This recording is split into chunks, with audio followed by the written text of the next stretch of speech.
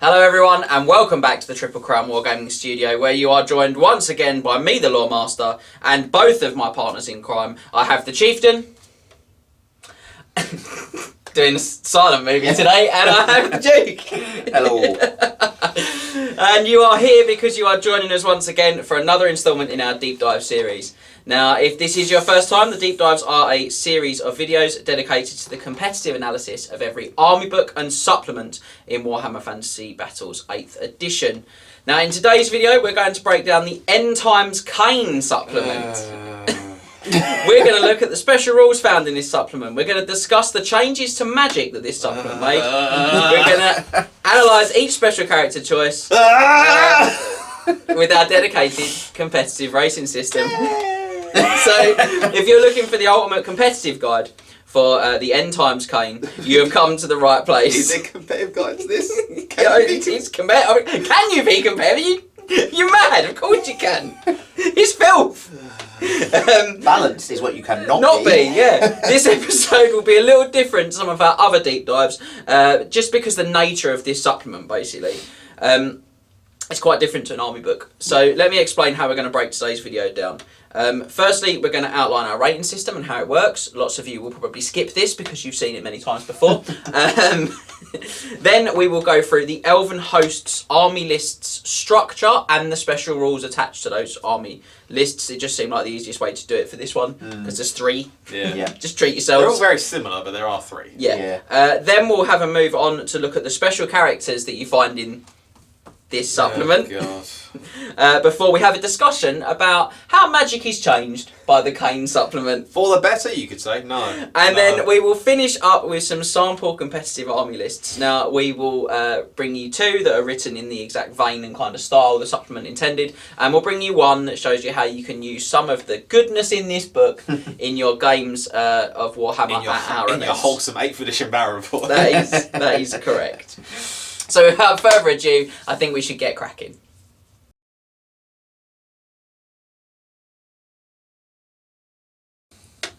Okay, so it's time for our brief explanation or recap, if you've seen it before, of how our rating system works. So firstly, we divide every unit in an army book or supplement into its battlefield roles. Now this creates a system that accurately represents how good a unit is, well, its intended job. Just because a unit won't kill 50 models, spoilers, the ones in this book will. But just because it won't kill 50 models in the turn. Could do it in a turn. Yes. There's multiple wizards that could do it in this book. Doesn't mean that it isn't competitive, it just means it's got a different role. Just means it wasn't an end times unit. Yeah, that's correct. So the units are as follows. Battle line units, these are the kind of regimental blocks that form the fighting infantry of your battle line. Flanking units, these are the shock units you use for striking the flanks of enemy units in support of your battle line. Ranged units, they shoot. Chaff units, so these are those units that you put in your list to hit lone targets like war machines or sacrifice for greater advantage on the battlefield. Support units, those are those uniquely kind of Warhammer units that offer buffs or debuffs unlike anything else. And then special characters, what it says on the tin. What units in this book, James? So largely, Max, we're going to do special characters today. And by largely, you mean exclusively? Exclusively. Characters. So I'm going to kind of, this is the Cliff Notes version of this section today. There are 15 different criteria for scoring, however each battlefield role is only scored on the 6 that are most relevant to it.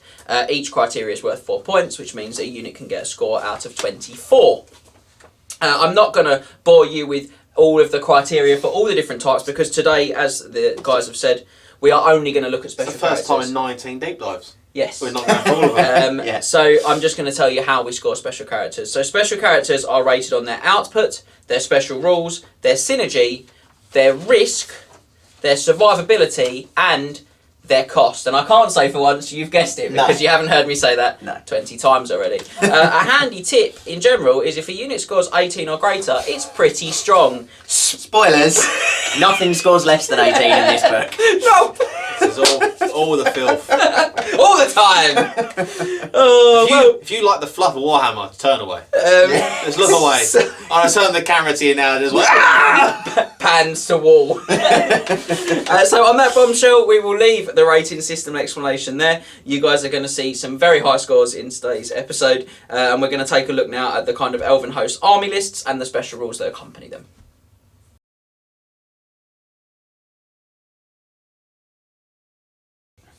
Well, with the formalities out of the way, it is time for us to say, let's deep dive. I feel like you were hoping for a more interactive. I was hoping for a little bit of jazz response, hands or some yeah. excitement. Probably should have asked you guys off camera if you'd enjoy that. Let us know that was going to happen. The End Times Khaine gives you 3 entirely new ways to play your High Elf, Dark Elf and Wood Elf collections. So there's 3 separate hosts for the elves. They are the host of Astarion, the host of the Phoenix King and the host of the Eternity King. Now these lists combine units from up to 3 different army books. That's the High, Dark and Wood Elves we just talked about. And for us to have any chance of covering the kind of special rules and content of these lists, we're going to have to take them on one at a time in this section. There is method in the order that we take them on in as well. Yeah, it's the order they appear in the book. It's the order they appear in the book. So we'll start with the Host of Astarion. Now this list combines units from the High Elves and Dark Elves army books. So I'm going to ask Max if you would so very kindly tell us all of the units that I can take in a Host of Astarion army. This is it. This is where I die. I'm doing this deep dive. Don't worry, the other 2 are longer. Yeah, they are. Who's gonna be reading? You've got the book. You've got the book. Yeah, well. Right, so Lord section, you get Tyrion, Avatar of Khaine. That's the only new character you get from this book. You also get Morify. Why not?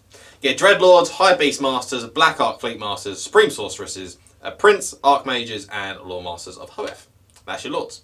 The heroes, you get Loki of Fellheart. The pirate man goes with Khaine, apparently. Who lives in a pineapple under the sea. You get regular sorceresses, masters, death hags, canine assassins, Corhill, because Corhill and Tyrion are friends. they are friends, but I would imagine Corhill being, the defender of the Phoenix King, wouldn't go with Tyrion. Yeah, do you think he wants to defend Malekith, who is always the true Phoenix King? I mean, if we're going by fluff, then yes.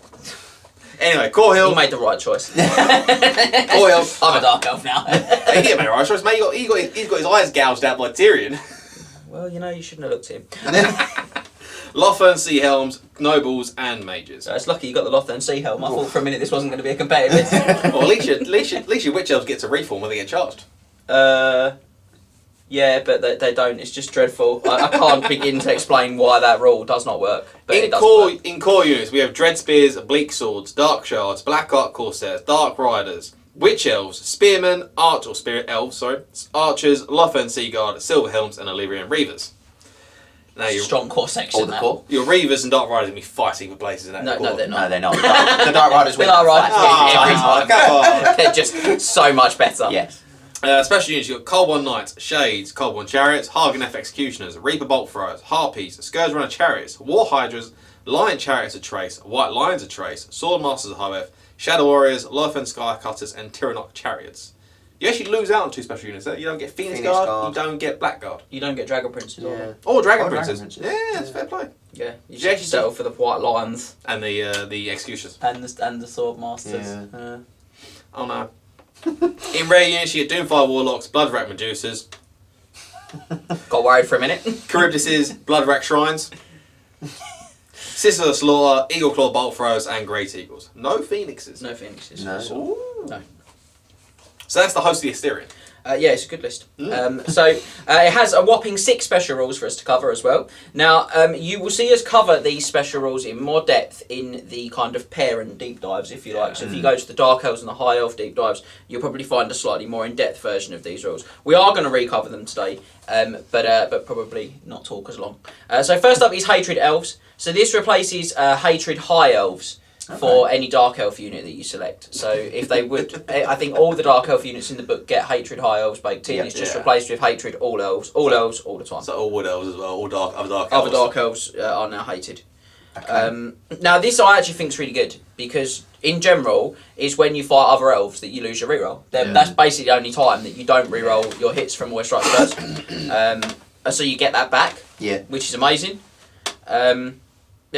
Yeah, very Not really a lot I can say. Hatred is what it is. It's very good. It's a bit situational because it's only elves, but when you think about the fact that you've got ASF anyway, backing it up, it just means you get all the rerolls all the time. Yeah. First round of combat. In this, yeah, but it's Dark Elves, you don't have one round of combat. Then the enemy's dead and you've won. True. And that applies to high elves as well now. No, they don't get it. It's only. No. I'll say they're dead anyway. Oh yeah. They get in combat once. Yeah, I mean, to be fair, you don't take a lot of high elves in this list. If I'm honest. You take one high elf who's Tyrion. Yeah, you might take some White lions. You might take some lions. They're really strong. They don't reroll anyway, so it doesn't really matter for them. Yeah. And you might take some. You might take some silver helms because you took Tyrion, and you need to put You need to put him somewhere. Yeah, and it's them or Cold One Knights, which are dreadful. Could put him in Doomfires. You technically could put him in Doomfires. Lose out on fast cap. Yeah, I mean they gain Tyrion. And all his ablative wounds have a 4 at ward save. Yeah, that's pretty spicy. It's not bad, is it? Don't fight Sinesh. Tyrion loses out on a point of movement. Does he? He's in movement 10. Man is movement 10, isn't he? I think he is actually. He loses out on a point of movement wherever you put him in, to be honest. Yeah, man is movement 10. Yeah, father of horses. So next we have Murderous Prowess. This is that flagship Dark Elf special rule that all of their units normally come with. Now this one is now passed on to all the High Elf units as well. So the High Elf units lose Martial Prowess in this list, but they gain instead Murderous Prowess. Now this allows you to reroll to wound rolls of a 1 in close combat. And actually this is hideous. Because Swordmasters. it's Swordmasters, I think, are the They've particular got 2 attacks. unpleasant one because they've got 2 strength 5 attacks. There's nothing really in the Dark Elf book that has lots of strength 5 attacks. There's bucket loads of strength 4 and there's a small volume of strength 6, which both benefit. But now you've got this middle ground that basically against anything that's toughness 3, you're throwing loads of dice. You're mulching on 2s and re-rolling the failed win rolls. You're murdering them. Yeah, you really could. With a prowess. With prowess. With prowess, yeah. But I mean, it's a fantastic special rule. I think, in general, it means that you've got a very flexible army. You can go kind of MSU. Makes the characters infinitely better than Martial Prowess. Yeah, 100%. It's a huge improvement for the characters. Someone like your Lord Master Hoeth, who now is strength 6, re-rolling 1s to wound, and has those spells to deliver. He looks very, very strong in this army list. Yeah, Corhill as well. Couple of strength 6 attacks. He's got Makes 4. your unit stubborn. Yeah, he's got 4 strength 6 and attacks. he's got all strikes with his strength 6 attacks as well. Yeah. Because he's a magic weapon one. Yeah, very strong. So yeah, good. Very good. Not a shock. Yeah. And there's ways to buff that up as well as we look in the army list. You all know about the Cauldron of Blood, I'm sure, but there's other options There's as well. the big man himself. Yep. Yeah, strong. On to Fireball next. Models with this special have a 2+ wall save against flaming attacks. Is it just Tyrion in this list that has it? You can take Dragon Armour on your princes. You can take Dragon Armour on your characters. Right. Okay. Yeah, there's not a lot because you've lost the Dragon Princes, which are obviously the lost your area, and your Phoenixes. Phoenixes that have it as well. But yeah, look, it's all right. Yeah. It's saving you 10 points on a magic item. you never really feel like you've paid for this. 5 points. I was thinking, 10 if you take the helm is what he's thinking. I think Because Dragon Armour is a armour save, isn't it? Dragon Armour's heavy armour. Yeah. But you got. Anyway, yeah.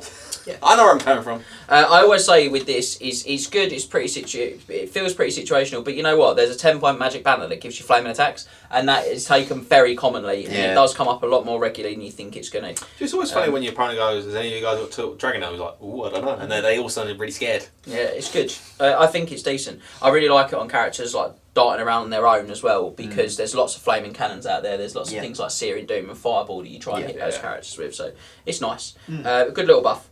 Next up, Hecate's Blessing. Models with this special rule add 1 to their casting attempts when casting spells from the Lord of Dark Magic. I'll just let you talk about what you think about that one. Yeah, good.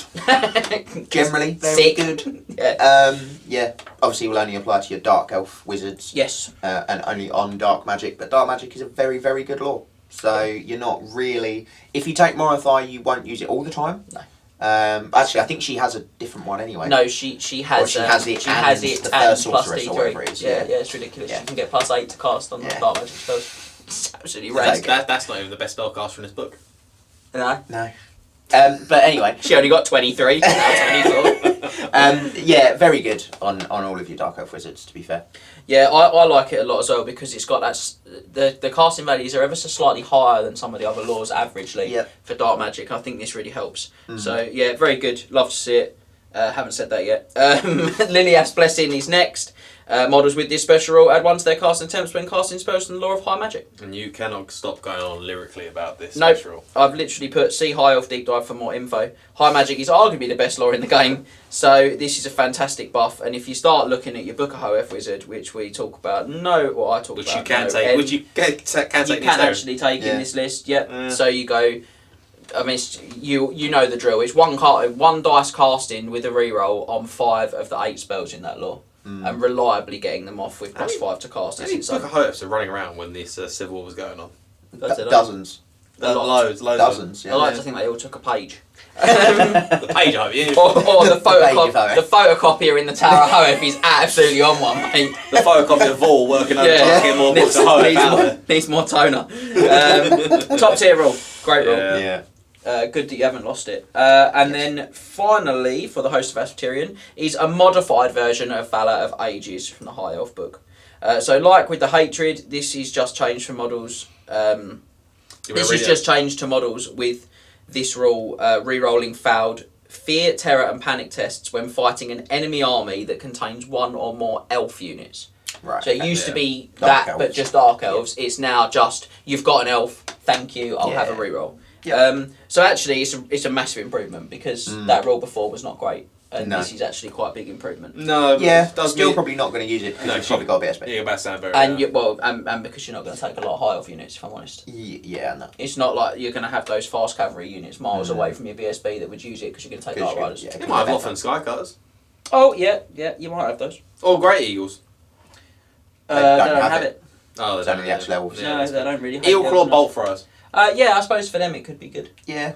Take them and Reaper Bolt Throws from your special. Yeah, so you have like, what? 8. Yeah. They both take 4. Lots can't of they? Bolt Throwers. Oh yeah, of course. Stupid. And at that point, so you can't physically get them all 6 inches apart from each other. Do So you know it's what? not gonna happen. Yeah, they are in there. Yeah, I've just seen them. They are there, Ridiculous. So yeah, excellent. Tyrion 8 Bolt Throws. There you go, guys. Lovely. So still not incredible is what I've got here, but better than the High Elf Army book version. Yes, it's So Yeah, there we fair. go. That is your 6 rules for the host of the Asterion. Asterion. Yep. And you've seen now that you can basically mix a very strong combination of High and Dark Elf regiments together. But wait, there's more. But wait, there's more. So on to the host of the Phoenix King now. Now this army list combines units from High Elves, Dark Elves and Wood Elves. Just for good measure. So it's the whole set this time. The whole shebang. And if Max would be so kind as to tell us the army list content, I'd be very happy to hear it. I'm just looking at it. It's not. What? Why is that one bigger? I'm just trying to figure it out. Hang on. There's a picture in the page. No, I think it's because this one actually does have more units, because it gets back some of the units that sided with Tyrion Possibly, yeah. after he's defeated. Yeah, maybe. Anyway, Lord, you get Malekith, the Phoenix King. Law busting! Law busting! Imric, Crown Prince of Calador. Alariel, oh, there's James Happy. Alariel, Avatar of Aisha. A Dreadlord, Black Ark Fleet Masters. You get Tech List. Just in case your list wasn't good enough. You get Princes, Archmages, Anointed of Syrians, Lord Master Hoeths, Durthu, Araloth, Glade Lords, Spellweavers, and Treeman Ancients. I know what you're thinking. I can't believe they put Arlof in there. That's so broken. Maybe. In Heroes, you get Masters, Khainite Assassins, Caradrian, Nobles, Mages, Dragon Mage of Calador, Lothern Sea Helms, Handmaidens of the Everqueen, Drycha, Nyestra and Arahan, Glade Captains, Spell Singers, Shadow Dancers, Waystalkers, and Branch Wraiths. It's worth pointing out that what that means is that you only ever see Master Battle Standard Bearers Yes. in this Yeah. list. Yes. Yeah. Because I don't know why you don't take a Mage, Noble. yeah, No, you just not wouldn't. really. Unless you want to stick the boltwood on your BSB. Yeah, you just Yeah. wouldn't. In core units, you get Dread Spears, Bleak Swords, Dark Shards, Black Ark Corsairs, Spear Elves, Archers, Lothern Seaguard, Silverhelms, Illyrian Reavers, Glade Guard, Dryads, Eternal Guard, and Glade Riders. So now you got no high elf units at all in your core. No. None at all. No. It's all Dark Riders, all Glade Guard. And all the Blackguard. time. Yeah. Maybe some Eternal Guard to hold up. Yeah, So. yeah, that's it. Maybe. Yeah. But I don't know why we're even discussing it. That is obviously. In special units, the only time you're taking high elf units is for the special characters and the regular characters. and their the odd Phoenixes. special unit. Oh, some special units. And the in special present. units Yeah, of filth, yeah, and they've got yeah. really good magic items. Yeah. So much for That's core. what they bring to it. The core slot is just not theirs anymore. Yeah. It's no To longer. be honest, the hero slot's probably not theirs either. It's no longer the core tax, which is upsetting. You don't get witch elves, which can be very upsetting. No, sorry, we'll come to that later. In special units, you get Cold One Knight, Blackguard and Agarond, Cold One Chariots, Reaper Bolt Throwers, Lion Chariots, a trace, White Lions, a trace, Swordmaster, however, Phoenix Guard, Dragon Princess of Calador, Lothan Skycutters, Tyrannok Chariots, Wildwood Rangers, War Dancers, Treekin, Deepwood Scouts, Warhawk Riders, Sister of Thorn, and Wild Riders. I like the fact that you've got Imric and Dragon Princes fighting alongside Malekith and Blackguard, based on the fact that there's only been like several thousand years of conflict between these two great houses of the Elven. There's only been 7,000 years of conflict between the two races. Yeah. Between High Elves and Dark Elves. So let's glaze over that fact. Rare units? Rare units. You get Eel Claw Bolt Throwers, Flame Spire Phoenixes, Frost Star Phoenixes, Sisters of Avalon, Great Eagles, Way Watchers, and Tree Men. Okay. No Doomfires? No Doomfires. No, because they're with Tyrion. Yeah. No witches. 'cause Don't they're worry, with Tyrion. we'll amalgamate everything We're in still one, good. in one You get turn. your Phoenix Guard back? You do. You still keep your White Lions. They're in both. Yeah. And ridiculous. Thank goodness, Cold One Knights are also in both. Woo! You still have 8 Bolt Throwers? You can. Stupid. So there are 10 special rules for this army list. However, a good chunk of them have already made an appearance. So they 5 of them have already made yeah. it So through. Fireborn, Hatred Elves, Hecate's Blessing, Liliath's Blessing, and Valor of Ages are exactly the same as the versions you saw in the Asterion list. And then you get the following 5 extra. Martial Prowess. The flagship High Elf special rule, this one. Models with it make supporting attacks in close combat in 1 more rank than they normally would be able to. And models with this rule shoot in 1 more rank than usual as well. I really like that, in particular with the Wood Elf shooting units in this section. Very good. Now, in this army list, all the Dark Elf units that you've taken swap Murderous Prowess for Martial Prowess. Set of times. Well, it just changes how you'll use those units. Executioners will suddenly You don't go get to execs. 5 wide. Oh, they don't. You don't get execs. That's a good point. Yeah, it's the next list. They're a K-Knight unit. Yeah, that's a good point. You say that though, but you do still get Khaine Assassins. You do. Yeah, that's hilarious. Arguably the most quintessential Khaine unit. It says Khaine in their name. Yeah. Chef's kiss to the list. Now, I've got here, this is really powerful on the shooting units for the Wood Elves, but also the Dark Elves, because you can go 5 wide by 3, Dark 15 shards. dark shards, Yeah. and they are pumping Pump out out 30 30 shots shots. on a very small frontage. Yeah. It's very easy to twist and move around, Yeah, very which good. I really like. With high magic top, their ballistic skill as well. Yep. And again, I say here, like the tight frontage is a big benefit for elves in general because it minimises incoming enemy attacks against their poor toughness, whilst keeping their output high because they've got the extra rank fighting. Yep. So it's a really good special rule. And also the Wood Elf units in here, they lose Forest Stalker, they gain Martial Prowess and Forest Strider. Yeah. So yeah, Very good. good. Yeah. Good. Not as good as what we're going to see. No more No. no more rerolling 1s to wound in the wood though. No. Sad times. That is a shame. I've got to be honest, guys. We're going to explain this list out fully, but when you see the next one, you're going to realise There that is there are no only, reason. there are only 2 lists in this book, Yeah. and they are Eternity King and Asterion. That's Yeah. it. So beautiful. On to Arrows of Isha now. That weird rule from the High Elf Army book that could probably have just been on 1 unit. It's Special rule. It's page. not a special rule. So shooting attacks made by models with this special rule are magical, and models from this from the Forces of Destruction hit by one of these attacks suffer an additional -1 penalty to their armor saves. We got there. I was just trying to work out what I was doing. Armor piercing for Forces of Destruction that isn't Armor piercing, and that's Yeah. what I've got here. It's really good because it links with Enchanted Blades Weapon. Yeah.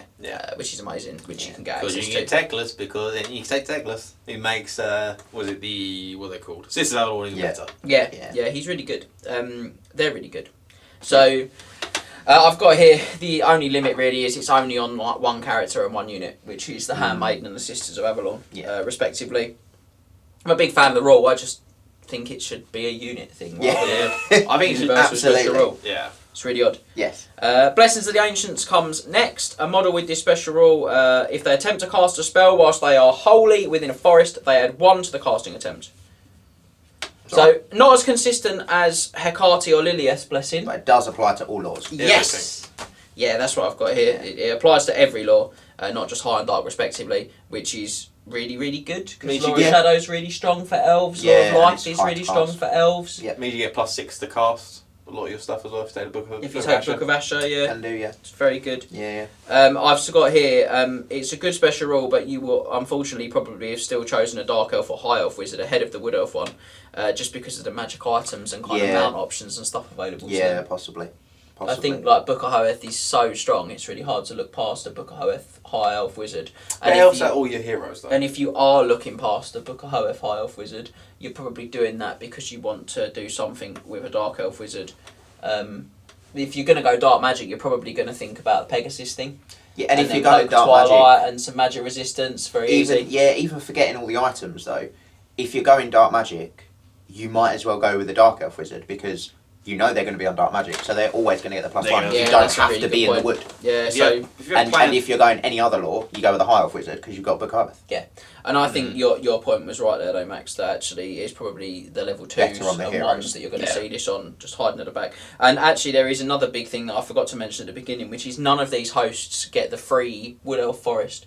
No. None of them ambush from the World Roots, so that is a bit of a kick. Yeah. Because nice. You can't just you park haven't the got unit like in the wood. You've not got a a wood at guaranteed home forest. you can park that, Yeah. that wizard in, which is a bit of a shame. You don't got the Athelaren car park. You don't. And we miss it dearly. So next one along is Eternal Hatred. Models with this special rule have hatred against everyone, and it applies in every round of close combat, not just the first. It's also like one unit, one model, I think, in this list that have it. One unit. Is Kuran Darkhand No, available? I just looked at it. Current Darkhand nor Talaris Dreadbringer are not available. Interesting. I mean, So he died in Nagaroth. He got killed by a Khorne army.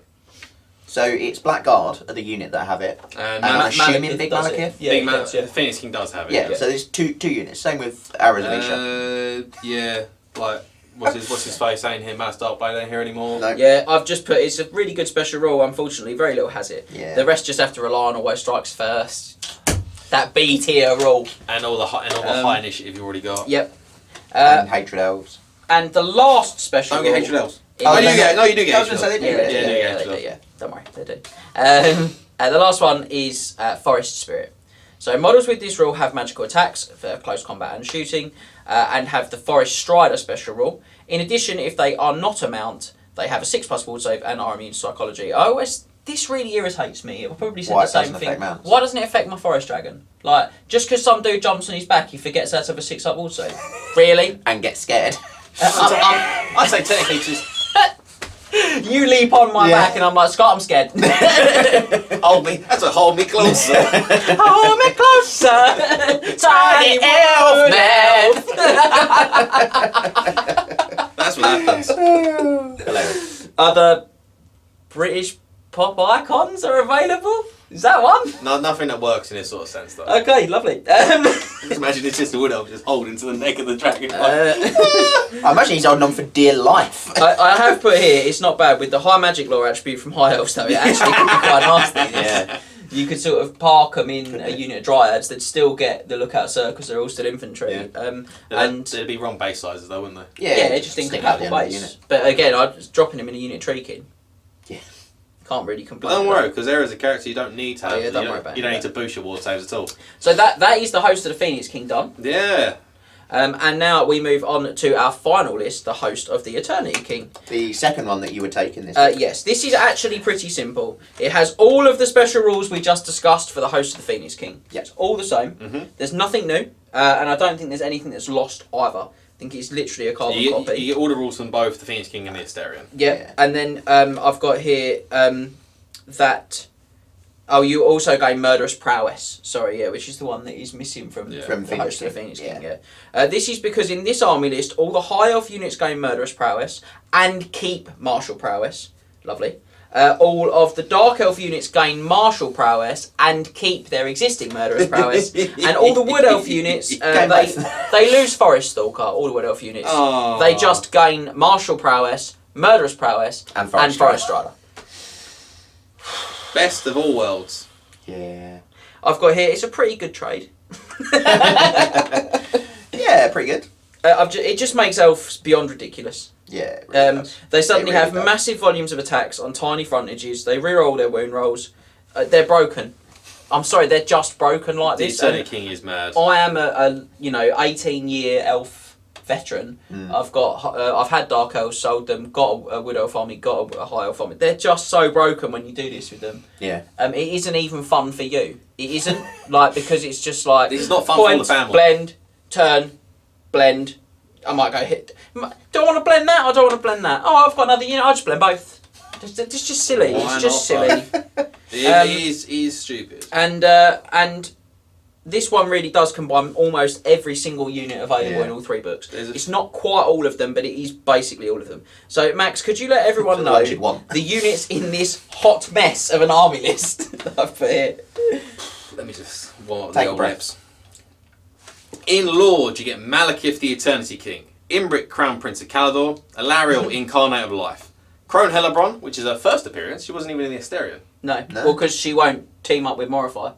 They're not friends. Yeah.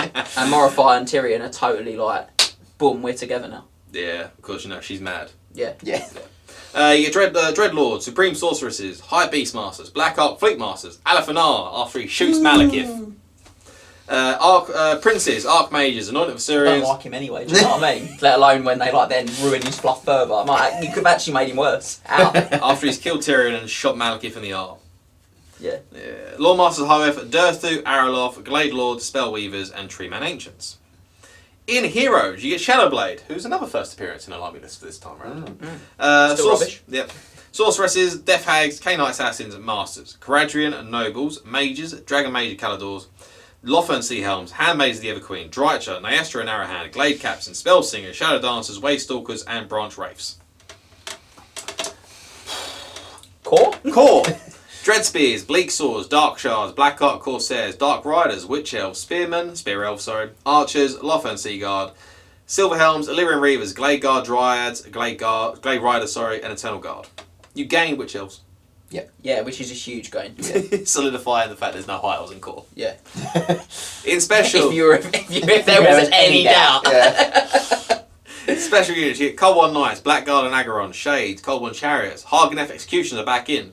Reaper Bolt Throwers, this is like Sword Man's like substitution. They're back in now. Reaper Bolt Throwers, Harpies, Scourge Runner Chariots, War Hydras, Lion Chariots of Trace, White Lions of Trace, Swordmaster Hosts, Shadow Warriors, Phoenix Guard, Dragon Princes of Calador, Lothern Sky Cutters, Tyrannok Chariots, Wildwood Rangers, War Dancers, Treekin, Deepwood Scouts, Warhawk Riders, Sisters of Thorn, and Wild Riders.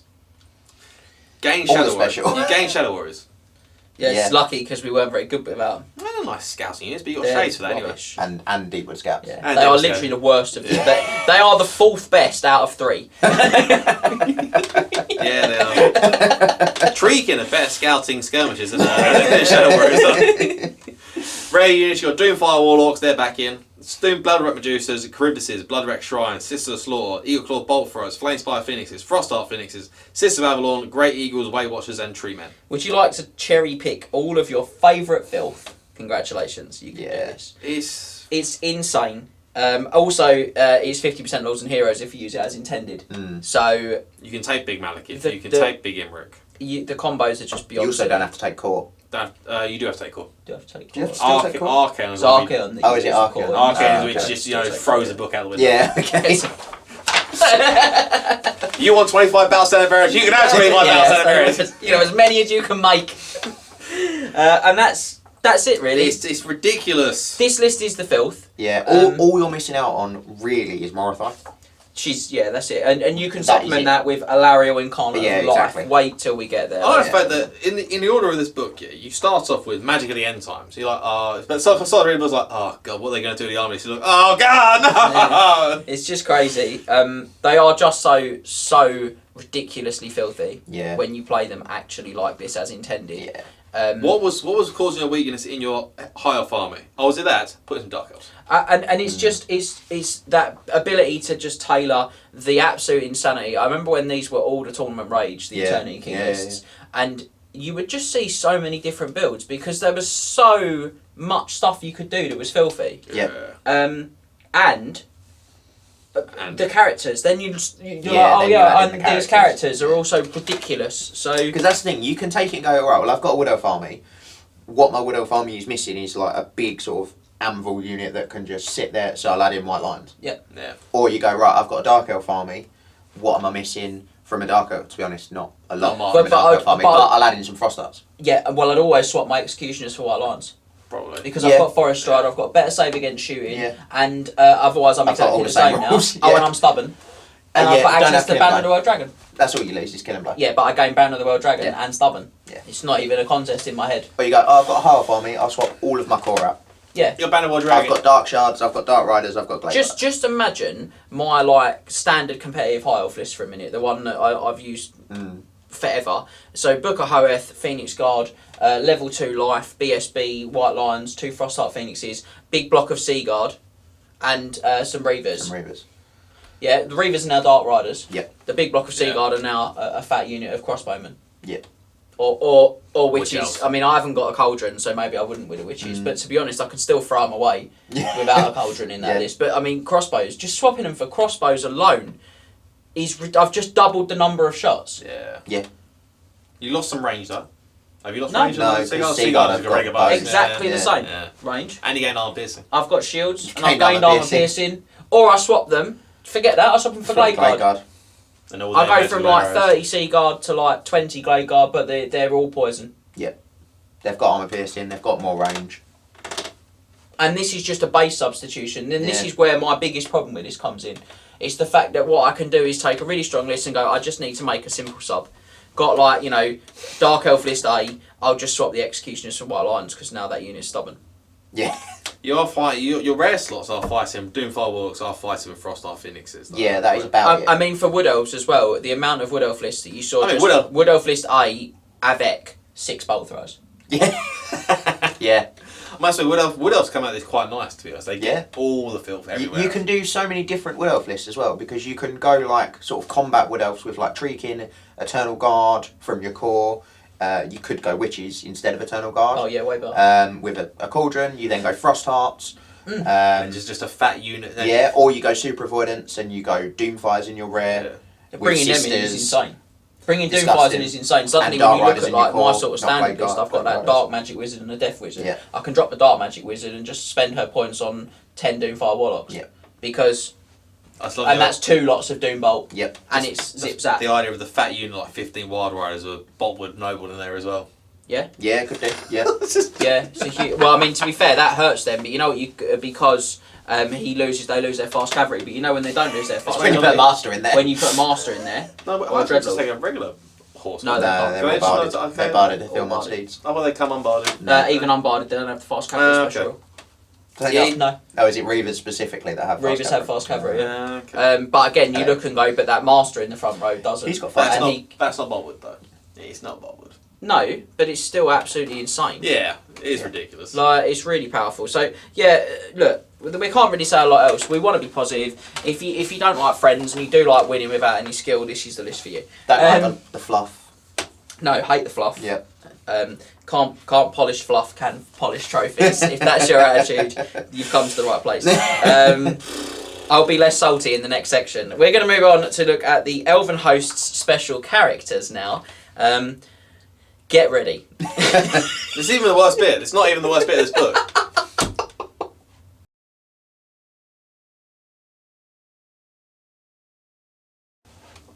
Okay, so unlike the other deep dives you've seen, there are no new units in this supplement. There are only new special characters. There's only Zul.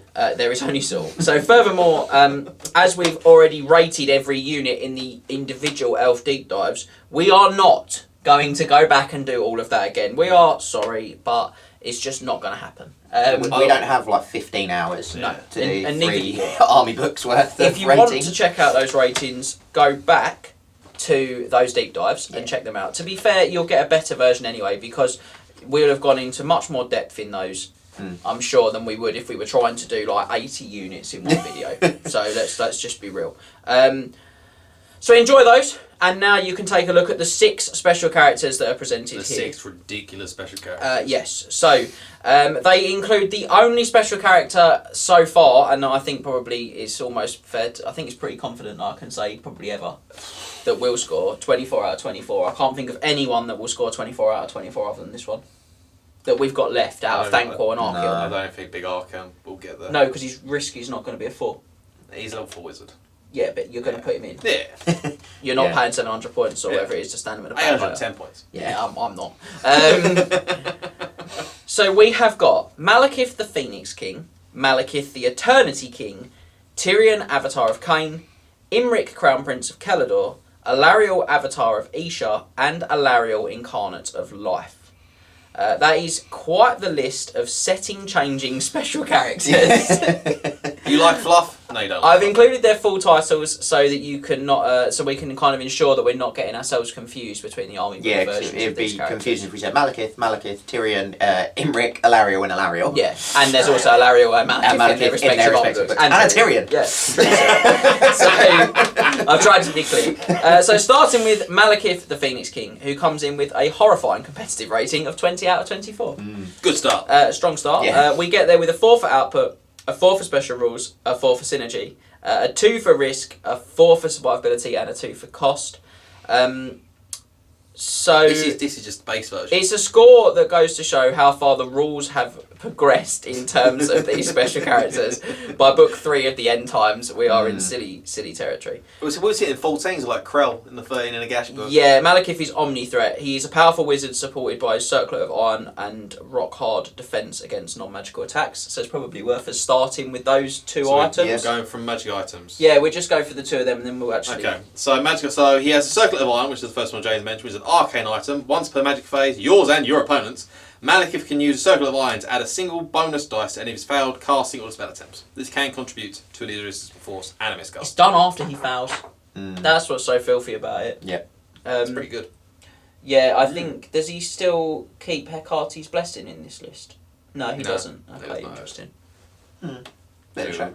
I suppose Oh, well. Azurian's blessed now, isn't Yeah. he? Yeah, that's Yeah. probably that. So that's Circle of Iron, which is actually, yeah, as we said, it's actually pretty solid. Yeah, it's really, Yeah. really good. And if you look at his Armour of Midnight, this is where I said he's got that rock The Armour of hard, Midnight, magic armour. non-magic defence. Yeah. Unsurprisingly, the Armour of Midnight grants Malekith a 2-up ward save against all non-magical attacks. If Malekith suffers an unsaved wound from an attack that is heroic killing blow or multiple wound special rules, he will only ever suffer 1 wound. That is in addition, so even if you hit him with a magical attack, Yeah. like a skull cannon, he takes a wound.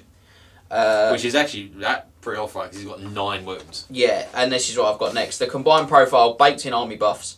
The only kind of thing about him that looks remotely fair is his points cost. Quite frankly. 825 points. Yes, so shall we unpack everything Special now? rules then? I've Yeah, pointed out some yeah. important bits, Yeah. but I feel like we probably should Right. do the rest. So he has a combined stat profile. We've gone through all our profiles, might as well go through it now. Well, we've got to. That's, I think, what makes these End Times characters so broken. So stupid, yeah. It is the combined profile. So, movement 6. He's your fly. Who cares? He's not a dragon. He's on Seraphon. Weapon skill 8. Ballistic skill 7. Worth it. Strength 6. Toughness 6. 9 wounds. Initiative 8. 10 attacks. Leadership 10. Yeah. He has a combined armor save of 3+. Because he's him and Seraphon. Which is nice because it means that poison is something to keep you concerned Yeah. about. He's got Not so 3+, and if they're non-magical poison, he's then got a 2-up wall, so he doesn't care. Skinks do nothing. Nope. Skinks do nothing to him. Right, magic wise, he is a level 4 wizard. He uses spells from the Law of Fire and the Law of Dark Magic. Yeah. So Law of Dark Magic. Yeah. Law of Fire. Law of Fire. I like Law of Fire as a fluff choice. Well, I say fluff. From Yeah, the end because this is what we're here for. Yeah. Obviously. Special rules. Always strikes first with his 10 attacks, initiative 8 and strength 6. I love the fact that that's a wicked muster. Eternal hatred. If they're saying you find something else that has just all in that- case. Just in case. Fly. Immune psychology. Large target. Martial prowess means nothing. No. No, Means nothing to it him. means nothing to him. And he causes terror. He's on special rules. He has absolute power. If he is your general, and I don't know why he wouldn't be, he has an inspiring presence range of 24 inches. Yeah, huge. Noxious breath. Seraphon is a strength 4 breath weapon. All models in a unit that suffer 1 or more casualties from the attack suffer a -1 penalty to the weapon skill and ballistic skill until the end of their following turn. So that's horrible as well. Yeah, really good. Which means if you fire weapon skill 4, you hit him with this, and they are hitting you on 5s at that point. Yeah. Then he has the Phoenix King. This is another special rule. So all friendly units with the Martial Power special rule within 12 inches of Malekith can make support attacks with 1 extra rank than normal. This is cumulative with other special rules that allow the units to fight in extra ranks, such as Martial Prowess itself. So you could have 6 ranks fighting in a unit with spears, I think. Ouch. You get 2, then a Horde. 3rd one for martial prowess, Yeah. 3rd one for this, then the actual spear, Yeah. and then the horde. One last... Insanity. That rule is ridiculous. And one last thing, he's got one other magic item. He swaps out Destroyer for a Suriath. So hits from a Suriath have multiple wounds, D3, and flame attacks. Just bad. just because he's 10 strength 6 attacks might not have been enough. Yeah. It does mean that he can be defeated by a 10-point magic item, but Yeah, but if that 10-point magic item is on an infantry model, he then just treads on them. Yeah, because Yeah. he's got the thunderstorm. So he doesn't care. and this is the tamer of the two Malekiths we've got going on right now. Yeah, and I've given him a 2 for risk because I don't think his magical prowess is enough to leave him out of combat. Not with his Not with that and- stat. Not with that yeah. stat line. No, No, at all. that's it really. The only thing he's missing is something like stubborn or like. But that would Yeah, but assume that he's going doesn't. to Yeah, I lose was a gonna fight. say, doesn't matter. 'cause He's never going to lose. But he might. He cares Seriously, about. what charges him and wins? Oh well, actually, there is something in here that charges him. Yes, once, there is. I'll be honest. Yeah. Yeah, Okay. he absolutely smashes him. There's not a lot. There's not a lot that character does not smash. No, But really. but yeah, real talk, he's absolutely filthy. Yeah. He's top tier, and this is the problem you get with these combined profiles. You suddenly have just a character that will go toe to toe with an enemy unit. Yeah.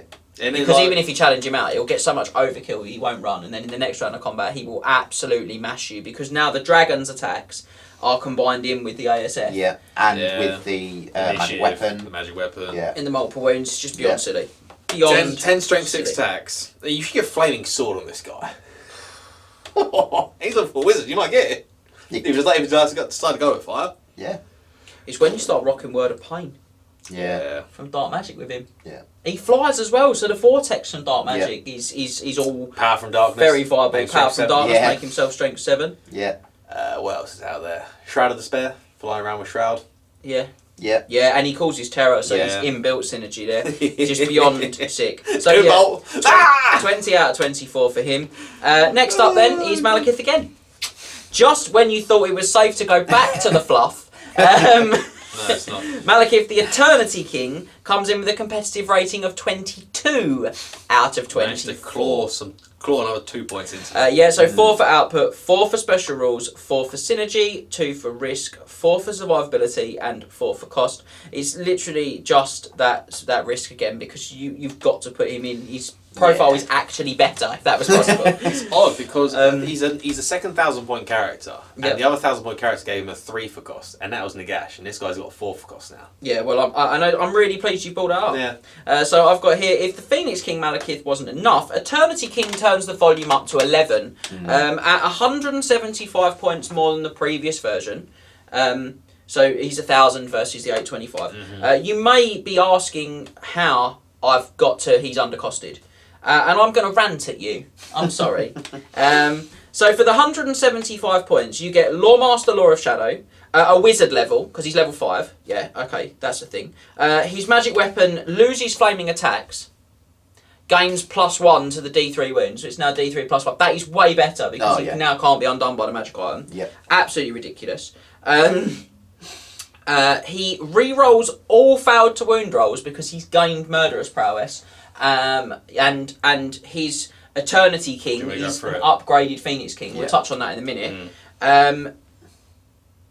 And that affects units within 12 as well, obviously. He re-rolls any miscast result he gets. Don't like that when I re-roll it. 25 points you pay for the Earth in Rod in the main rulebook. Let's do it once. He does it every time. Ridiculous. He also gets an extra wound. Man, because Seraphon's got bigger. Yeah, because he's more bulked. He's been hitting that Ulthwan gym that he didn't have access to before, and he's got Incarnate of Shadow, which is beyond ridiculous. And we'll read through it. It's beyond ridiculous how good it is. If you're a competitive player, that is possibly his best rule. Ran over 22 out of 24. It's just beyond silly. You'd pay 175 points for half that stuff. You really would. Do you want me to go through it all now? Yeah, let's do the profile. The profile is the exact I've same. tired myself out. The profile is the exact same. No, it's not. Yeah, so the only Sorry. difference is his additional wounds. 10 wounds! 9 wasn't enough! He still keeps Yara Midnight in a circlet of iron. Yeah, still got 2 up ward against non-magical attacks. Still gets all the shenanigans of casting spells. He still gets 3 up arm save because he's still mounted upon Seraphon. A Surya 3 Forge, because I'm assuming he got broken in the fluff. I don't actually read it in the... I can't bear it. Yeah. Surya 3 Forge, as James says, multiple points D3 +1, but loses flaming. So you can no longer be defeated by a 10-point magic item. No. Yeah, but he can do 33 wounds in 1 turn and a thunderstomp. Yeah. Woo! Magic-wise, he is a level 5 wizard. Cast on the Law of Shadow. I've lost the plot. It's not 33 wounds, is it? It's 40 wounds. How many attacks he got? 10. 10. Yeah, 40. 40. 46 with his thunder stomp. Plus, well, I mean, 58. Seraphon's got a breath weapon. Yeah. Could hit that. That's a 58. That's a big unit. Ogre's dead. It is. It's a lot of ogres. And suddenly when I said, 20 you can't ogres, do mate. 50 wounds a turn. Yeah. Well, I can. Now I can. Alright, special rules wise. Absolute power, so 24-inch Spire Presence. Keeps that. Always strikes first. Eternal Hatred. Fly. Immune Psychology. Large Target. Lawmaster Shadow. Martial Prowess. Murderous Prowess. He gains back Murderous Prowess. Yeah, he does, Yeah. Noxious Breath as above and Terror. Yeah. Eternity King. All friendly units with Martial Prowess special that are within 12 inches of Malekith may make spawn attacks with 1 extra rank than normal.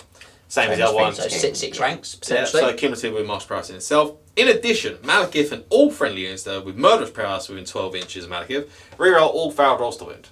So he's now a super Cauldron of Blood. Yeah. And this is in the list where all High Elves, Wood Elves and Dark Elves have Murderous and Martial Prowess. Yes. So this affects all of your units. Yes. Yeah. Suddenly, a unit of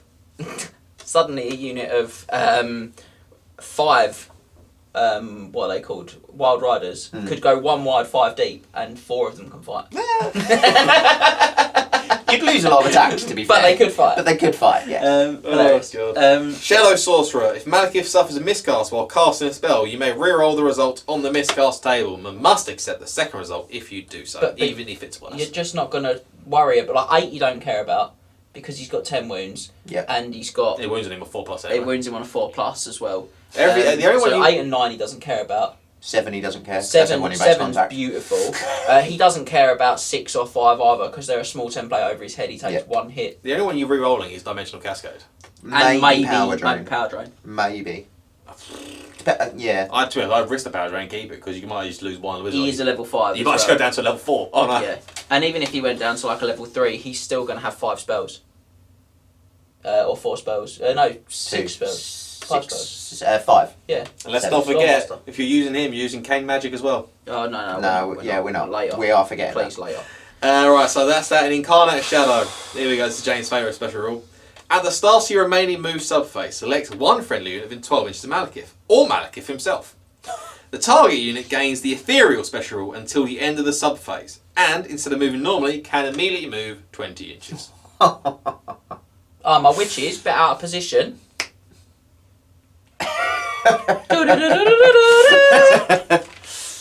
Just why? Wow. Just It's insane. Yeah. It's a boosted walk between worlds Yeah. for free at the start of the movement phase, which means I can then boosted walk between worlds the same unit Yeah. and move them 40 inches in 1 turn. Yeah. Ethereally.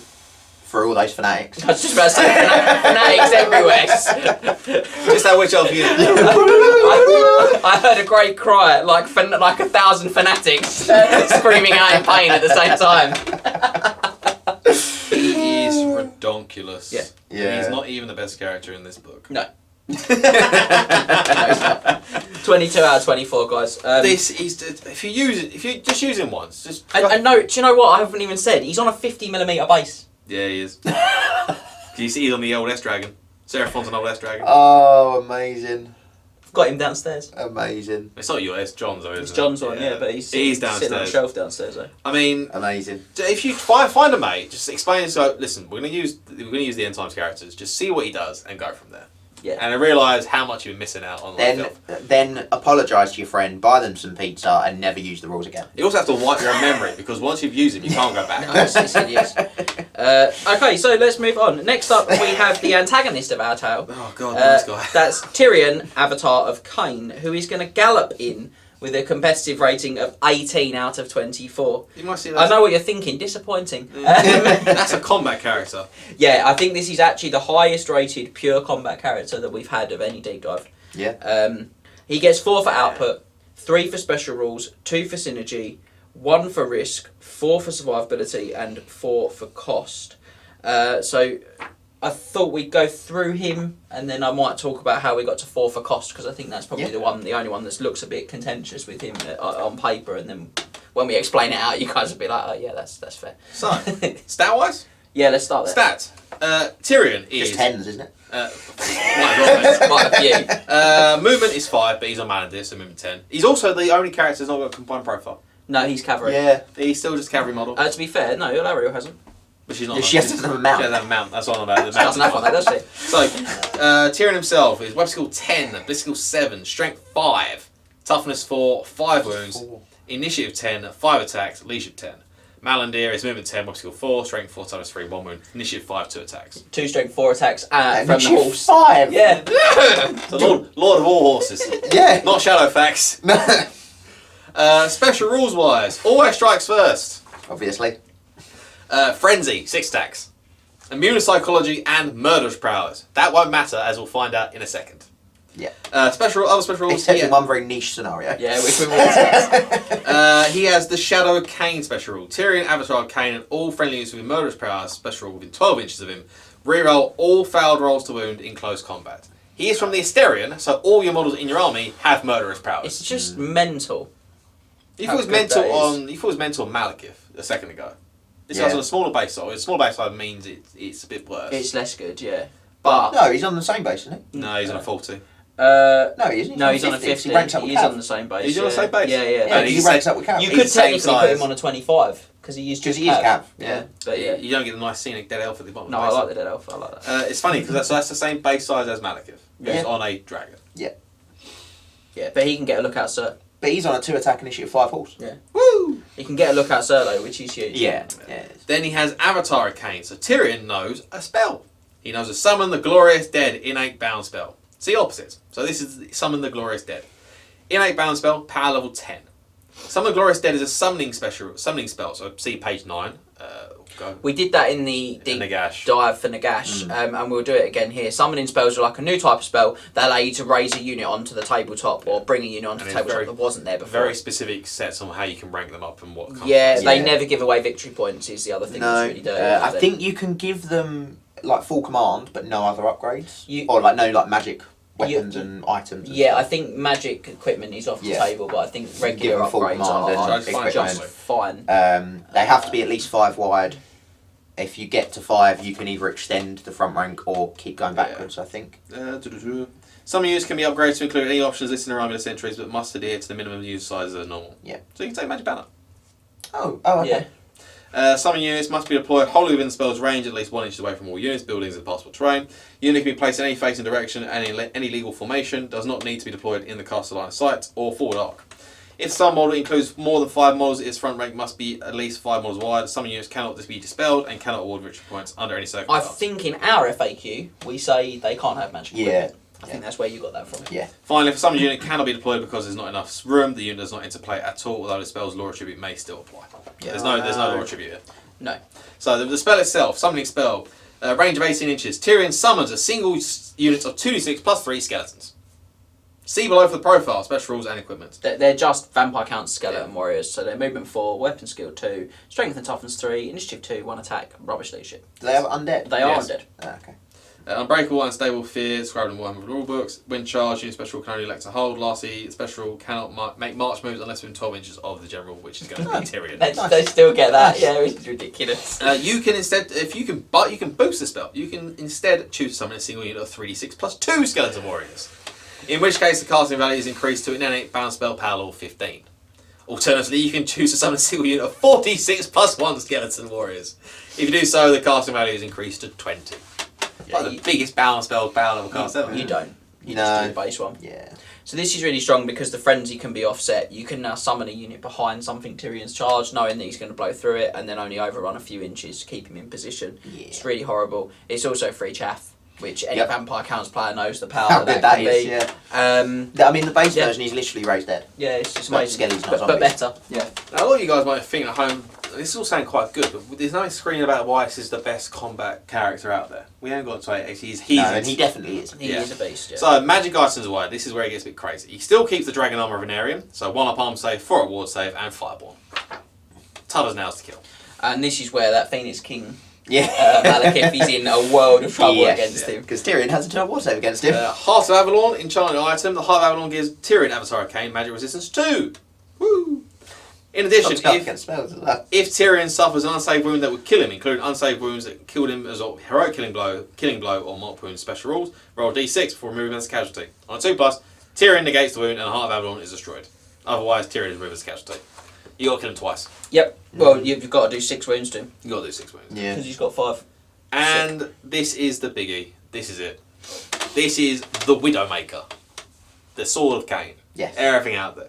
Magic weapon. Hits from Widowmaker, automatically wound. And have multiple wounds. Sorry, a wound automatically and have multiple wounds. D6 special rules. Armor saves cannot be taken against wounds caused by Widowmaker. And the Widowmaker cannot be destroyed by enemy spells or magic items. You cannot stop the pain train. Can't Arcane Unforge it. Nope. Can't bust it with like things like Malekith's sword in the army book or the dwarf one that breaks Is there an magic Orphan items. Goblin banner that stops magic items? Yeah, I feel like there is. Yeah, Yeah. it takes. I don't think you can get them either. I think like anyone. Any in base contact, They it just stop stop. working. Yeah, Yeah. not this. So, nothing can stand against Tyrion.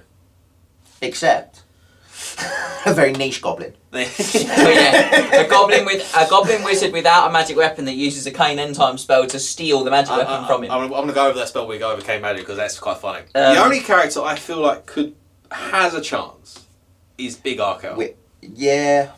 And you know, there's no big Carl Franz. Yeah. If Tyrion doesn't kill him, That's the thing. then and Carl Franz will do it. Yeah. The only person who got a chance of surviving. It's the same is with Arkel. Malekith, really. Malekith could do it. Malekith has no save. Yeah, Malekith doesn't have a save. Yeah, but they strike simultaneously. So Malekith could do it Yeah. with the Eternity, Big the Eternity Malekith. King version. Yeah, Phoenix King can't. Yeah, no, because he's flaming. Yeah. He's going to really struggle. Yeah. But the problem for all of those characters is that they kill Tyrion, he comes back to life. Yes.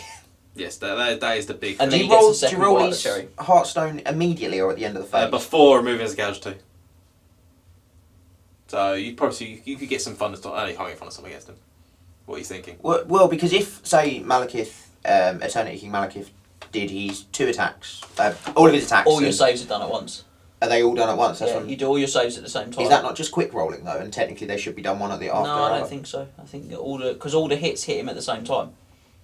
Are you thinking of doing one attack at a time? Well, no, Yeah, I not don't so think much, you but can. just saying, well, like the second one would kill him, for instance, Hmm. and then I've still got 6 more. No, I think That goes through. I think it is simultaneous. I think it's all simultaneous. Yeah. Yeah, because I think that's how it works with things like regen and flaming attacks as well, doesn't it? If you're the same initiative, you can't benefit from the flaming attacks Yeah. of the other unit because they're Yeah. all kind of meant to strike Yeah, at the yeah. same moment. So I think he probably gets away with swallowing up all of your attacks and then coming back. and then decking Yeah, you. fair. And then getting a second Yeah. bite of the cherry. Yeah. Oh, sorry, not decking Um, you because you've Yeah, killed. you're already dead. You've killed Phoenix King Malekith at that Yeah. point in time. The only thing Eternal King has against him is eternal hatred. Tyrion doesn't get any rerolls. No, he doesn't. Mm, He that's does. true. He does hit him Yeah, on he a does 3, hit on a 3 which means he wounds. does 4 wounds that immediately translate to 4d6 wounds. And he So- only has to roll 10 on 46. I think he'll probably manage. And that's why he's so good. ridiculous, Even isn't with it? things like Archeon's got the 3-up ward, it's not like you can support him with Arcane Unfortune as well. Yeah. The other thing with him, and this is something that I think makes him so ridiculous, is that he is the only one of all of these types of characters that fights like this that can go in a unit with the Banner of the World Dragon. Yeah. Yeah. And all of a sudden, All of a sudden I've the got Eternity my King big doesn't kill him either. Archeon, and I'm really hard, Carl and Franz I've is got sent it. there. Yeah. I've got my Carl Franz, and I'm like, I've got a 2-up ward, mate, against all of those attacks. Oh, and by the way, you're dead. Yeah, as soon as you see the banner, as soon as you see the bottle, it's all tears. It's all game over. And he will reroll hits against Archeon as well. Hit on 5s. Oh no, hit on 4s. Mark no 4s, yeah. Yeah, Yeah, 4s he- with a reroll. And he has to wound Archeon as well. He has to roll to wound Archeon. Does he? Armor and Morkai. Oh, Murderous Prowess will come into hand. Yeah! What's the toughness of Archeon? 5. So you win on 4s. Win him on 4s with a reroll. Fours Hit him with on a reroll, 4s with a fours reroll, with a 4s with a reroll. reroll. Fancy my chances. Yeah, It's not How many impossible. wins Archeon got? I 7 think or he's 8. got 7 or 8. He has got a 3-up ward. That's Yeah, the bigger concern. I think Archeon's the only one that could possibly survive the onslaught. Yeah. I don't think he'll kill Tyrion. I think he might do. No, he's got a magic attack. Oh yeah, sorry. yeah. Yeah, fair point. Yeah. I mean, if they were 1-on-1 without the bot wood, he Yeah. probably would kill Tyrion. Yeah, maybe. Who would then come back and probably kill him Yes. next turn. Yeah. He's hideous. He's Yeah, hideous. by putting him up there, he's honestly the best combat character ever. There's nothing that can take it. the thing is, you do look and say, this guy might take him. Who is putting him in? You know, and Who's who's like, risking it, I think Archeon might take him. Yeah, I'll throw him in. No one is doing that. No, Arcan's staying away. They're all staying away. They're all staying away. So that 4 for cost is the only thing we will take a moment to explain. He's about 300 points more than regular Tyrion. 290 Yeah. points. He gets 2 attacks, so about 40 points there. He gets a point of toughness and a wound, that's about 70 points. So that's 110 of them. So you've got 180 left to spend. He's got a point of strength, which means you've got about 160 left to spend. The super bubble. Now, the sword is probably 150 points of anyone's money. Yeah, easily. When you think of Runefang's, 85?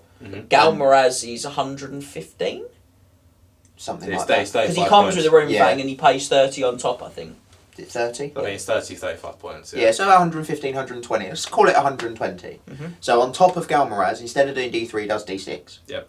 He's got considerably more attacks than the dude who's got Galmaraz has got. Absolutely. You can't destroy it. You can't destroy it. You can steal it. You can steal it, but you can't destroy It's it. the ASF weapon It's the skill 10. rerolls with a weapon skill. Yeah. It's so good. I'd pay 150 points for that sword. I think it's Comfortably. absolutely Yeah. god I tier. think anyone pays 150 Um, points. at He's which got tier point- because it is a god weapon. At which point you've paid 10 points for the fact that he's got a summoning spell now and that he lets you reroll all Bubble your wounds murderous within 12. prowess. I mean, a Cauldron of Blood is 190 points. I appreciate it does a lot for those points, but you know, you've got to be saying at least 80 of those are the rerolls on the unit, Even if you surely. said 60. And this is a double the size bubble. Yeah. On a guy that gets a lookout, sir. In an army where high elf units also have murderous prowess. Yeah, He's just, everyone's got it. He's obscene, this guy. There's nothing that goes toe to toe. No, he's ridiculous. He's only an 18 because he's a combat character, and so the only thing you can do is try and kite him and kind of use your magic and slow him up. You Yeah, can to some degree, as you said, you got a summoning spell to stop it, but you can to some degree do support Just chaff him up. Chaff him up. Absolutely, that's his weakness. Yeah. That's it. Chaff him up and just kill the rest of the army and just run away as fast as Pretty you can. much, yeah. So leaving behind, do you know? You want to keep talking about I it. don't totally hate the fact that he took the Widowmaker. That's one bit of the fluff I can just about get behind. But because I think I'd take the Widowmaker if someone said to me Malekith's the actual king, I'd be like, nah, someone needs to sort this out. Malekith's the actual king. He's about to marry your girlfriend. Yeah. Yeah. Yeah. And yeah. I think That'd he's annoy anyone. absolutely within his rights. Let us go now on to my favourite character from the supplement, as his existence doesn't fundamentally change the history of Warhammer. Because he's actually part of the fluff. And Kelador's really cool. So it's Imric, Crown Prince of Kelador. He is going to swoop in with a competitive 19 out of 24. That's a very good score. Yeah. For a combat character, Actually, the highest for a combat character. We just totally lied to you because Yeah. he is pure combat. So he is going to just pip out the... he could shoot. He's got Dragonfly. He's going to pip out the last one basically. So we get there with 4 for output, 4 for special rules, 2 for synergy, 1 for risk, 4 for survivability, and 4 for cost. Now, 4 for cost, probably just take a moment on. A high elf prince basic on a star dragon is 600. If you give him the same equipment as Imric, Like so you give him a Star Star Lance, Lance yeah, and you give him a Dragon 5 armor, upward right. save and dragon armor and a shield, so you've got the same armor save. He rocks in at 610. Okay. That's So 200 points more. 200 points. less, sorry. You combine their profile, Yep. which I just think is unpointable in a lot of ways. Yeah. You also that means the dragon now has a West Strikes first. How would you pay for and an initiative of 8? And a Star Lance. Yeah, I mean you don't even need it. It's ridiculous. He also has special rules that pump this up as well. He has Lord of Dragons, and he's got a unique item, the Dragon Horn. I just cannot see how he is not worth way more than the points that he is. If a regular version of him that doesn't have the Dragon Horn, doesn't have the combined profile, doesn't have the Lord of Dragons, is only 200 points less. He's got to be underpointed for me. Yeah. I hope you all agree. That doesn't sound like I've got a chance. No. So what are his stats like? Stats wise, movement 6, he flies. Who cares? Yeah. Weapon skill 8, blitz skill 7, strength 7, toughness 7. He's on a star dragon. Mm-hmm. 10 wounds. 8 initiative 8, 10 attacks, leash of 10. excuse me? A lot of 8s and 10s in there. Yep. Sprinkled with some 7s. 3 up arm save. Yep. Yeah. Combined profile. Alright, special rules. He has a hand weapon. Never forget his hand weapon. which actually is sick because it means he's the one that counters the botwood as well. He could be a problem for Tyrion, as long as Tyrion charges him. Because if he charges, he uses his Star Lance, and then he gets killed. Yes. Yeah. Yeah. Special rules. Always strikes first. Fireborn. That's your ward save. Fly, martial prowess means nothing. Large target, terror, valor of ages. Fly and terror is sick. And the I tell you what, martial prowess does. Yeah, it means he gains murder. in the so he rerolls his wounds as well, which is stupid. He has Dragonfire, so he has Imric's mount. So Imric, because there is no mount, has one. Has a strength 4 breath weapon with a flame attack special roll. In my head, it's Imric that does it as well. He's like that. He has Lord of Dragons, so monsters suffer a -1 penalty to hit when directing their attacks against Imric. So good. Yeah. He's weapon skill 8. Yeah, it's very a good. lot of monsters are like weapon skill 4 or 3 or 4. Yeah. Yeah. Comfortably be hitting him on 5. Yeah, some of them 6s. Yeah. Ridiculous. Then he has magic items. He has the Star Lance, which is the exact same as it is in the High Elf book. The Star Lance can only be used in a turn in which the bearer made a successful charge. Attacks with the Star Lance are resolved at +3 strength, and arm saves cannot be taken against wounds caused by a Star Lance. You know those armor saves you'd get at strength 10. Yeah. If the bearer did not make a successful charge return, he must instead fight using his hand weapon. You know, a strength 7 with 10 attacks. That works 8. Rerolling once to win. Bearer wants to win. If your army includes Imric, Crown Prince of Calador, no other character in your army can have the Star Lance magic weapon from Warhammer Army's High Elves. It's lucky they put that in because without that he would be broken, but now he's balanced. Does mean that your Dragon Prince champions can't take the Star Lance anymore. Oh no. Sad times. No. He has the Armour of the Dragon Tamer. Magic Armour, the Armour of the Dragon Tamer grants Imric, Crown Prince Calador a 5+ ward save. Nice. It's nothing too crazy. No top ward saves, no magic res 2s. Toughness 7, like Skull Cannons, I don't care, I've got Fireborn. Yeah. Screaming Catapults, I don't care, I've got Fireborn. Iron Blasters, you've got a 5 ward save. They're a bit of an upset for me. Hell Cannons, if they can hit. Yeah, they're a bit He's of on an 50 upset mil for base me. though, isn't he? Yeah, he's an an best dragon. Yeah, he is. It's actually a 48 mil base, but I'm not going to get too picky about it. And then there's so when you put the cannonball 10 from the back of roll and 8, Like, it doesn't actually hit. him. you really that petty over 2 millimeters. We're having a good time. Silly.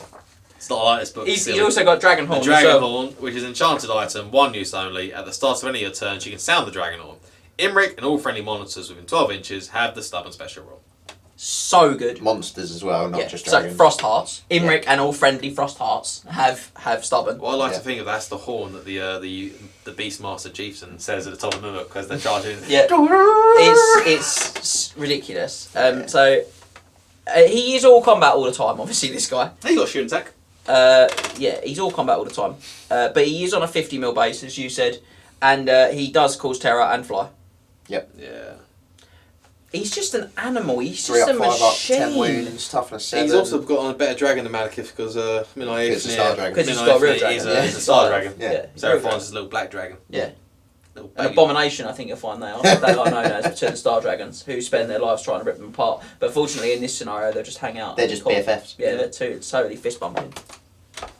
Yeah, I mean, he's absolutely beyond sick as a combat character. 810 points. It's sizable. It's a sizable amount of Yeah, points. it is a lot. It is a lot. But you get a lot out of it. But like You do any get a lot any for other characters, he's cheaper than the Phoenix King.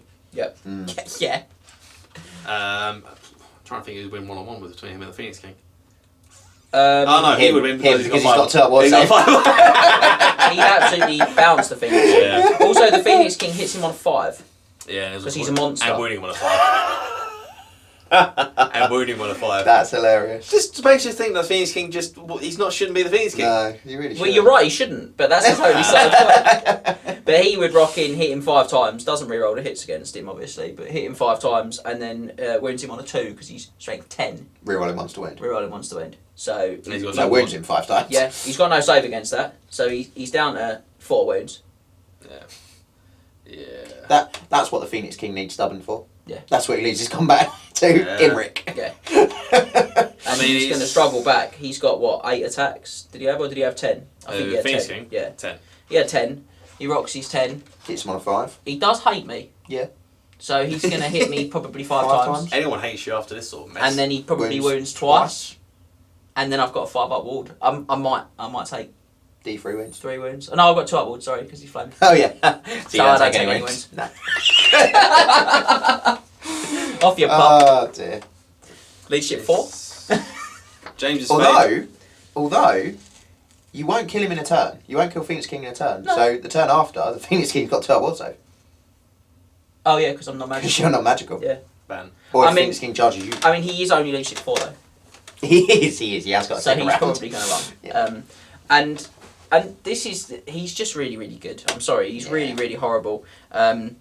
I've used him quite a lot because everyone knows my Kelador love and my love of a dragon. I used him a lot when the book came out, and he's just beyond ridiculous. People were just like, he's just not fun, and I'm like, yeah, you're not wrong. This entire book's just not fun.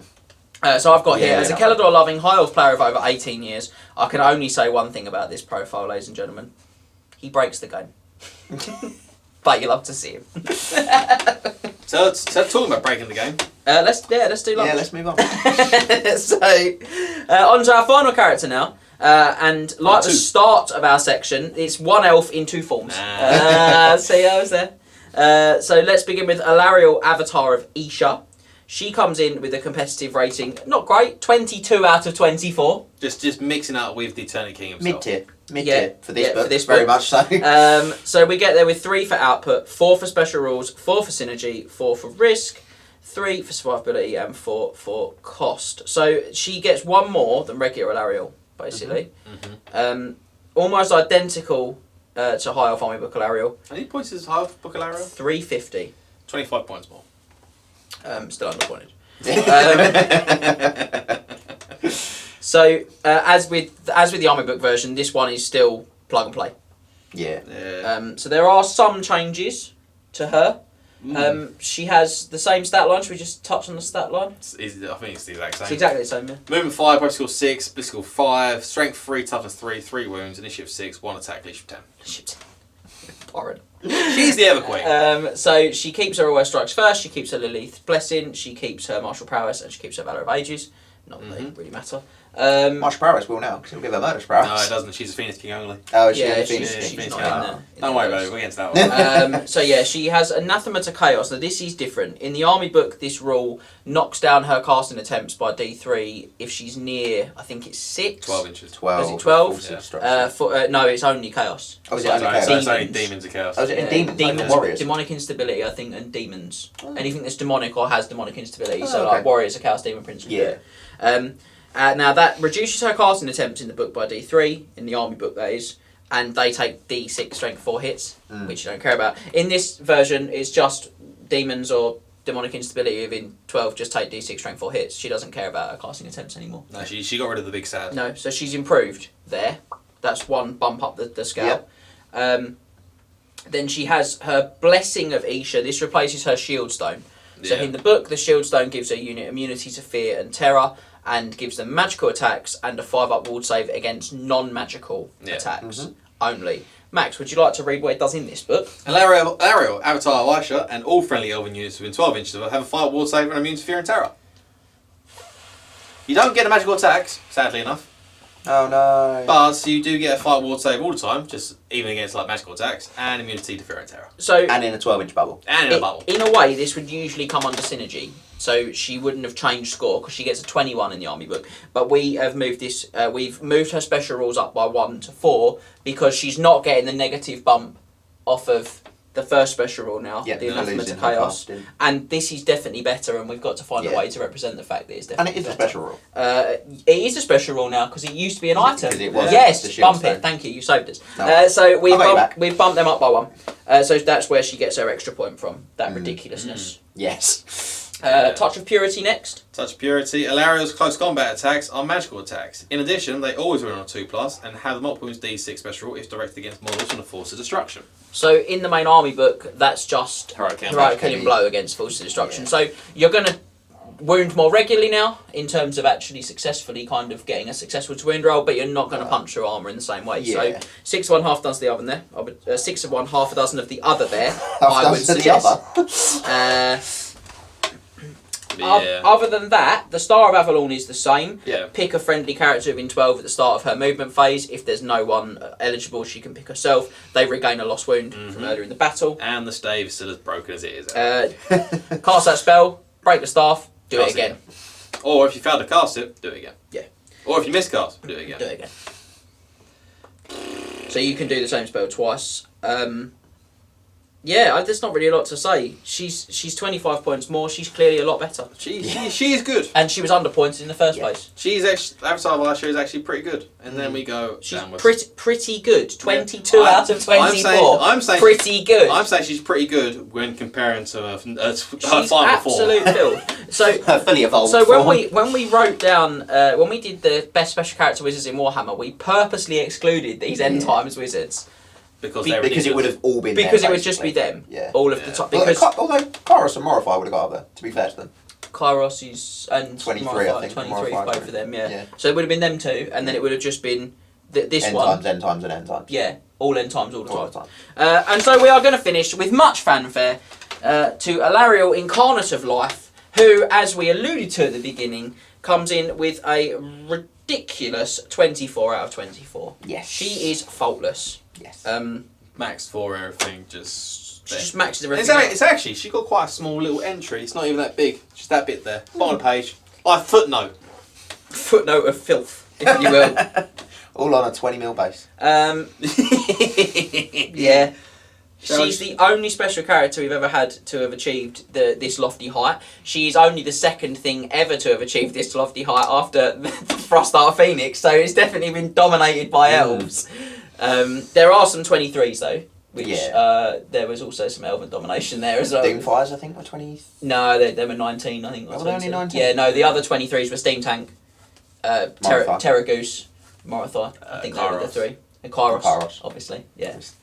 Natch. Shall we go through some bits and pieces? Oh, then? she's absolutely insane. I've just put here, unless someone from Thanquo or Archeon can top her, she'll probably be the only one, and I don't think there will be, by the way. No. I can't see it. Shall I go through some bits and pieces? You've got it, mate. Yeah. She's just insane.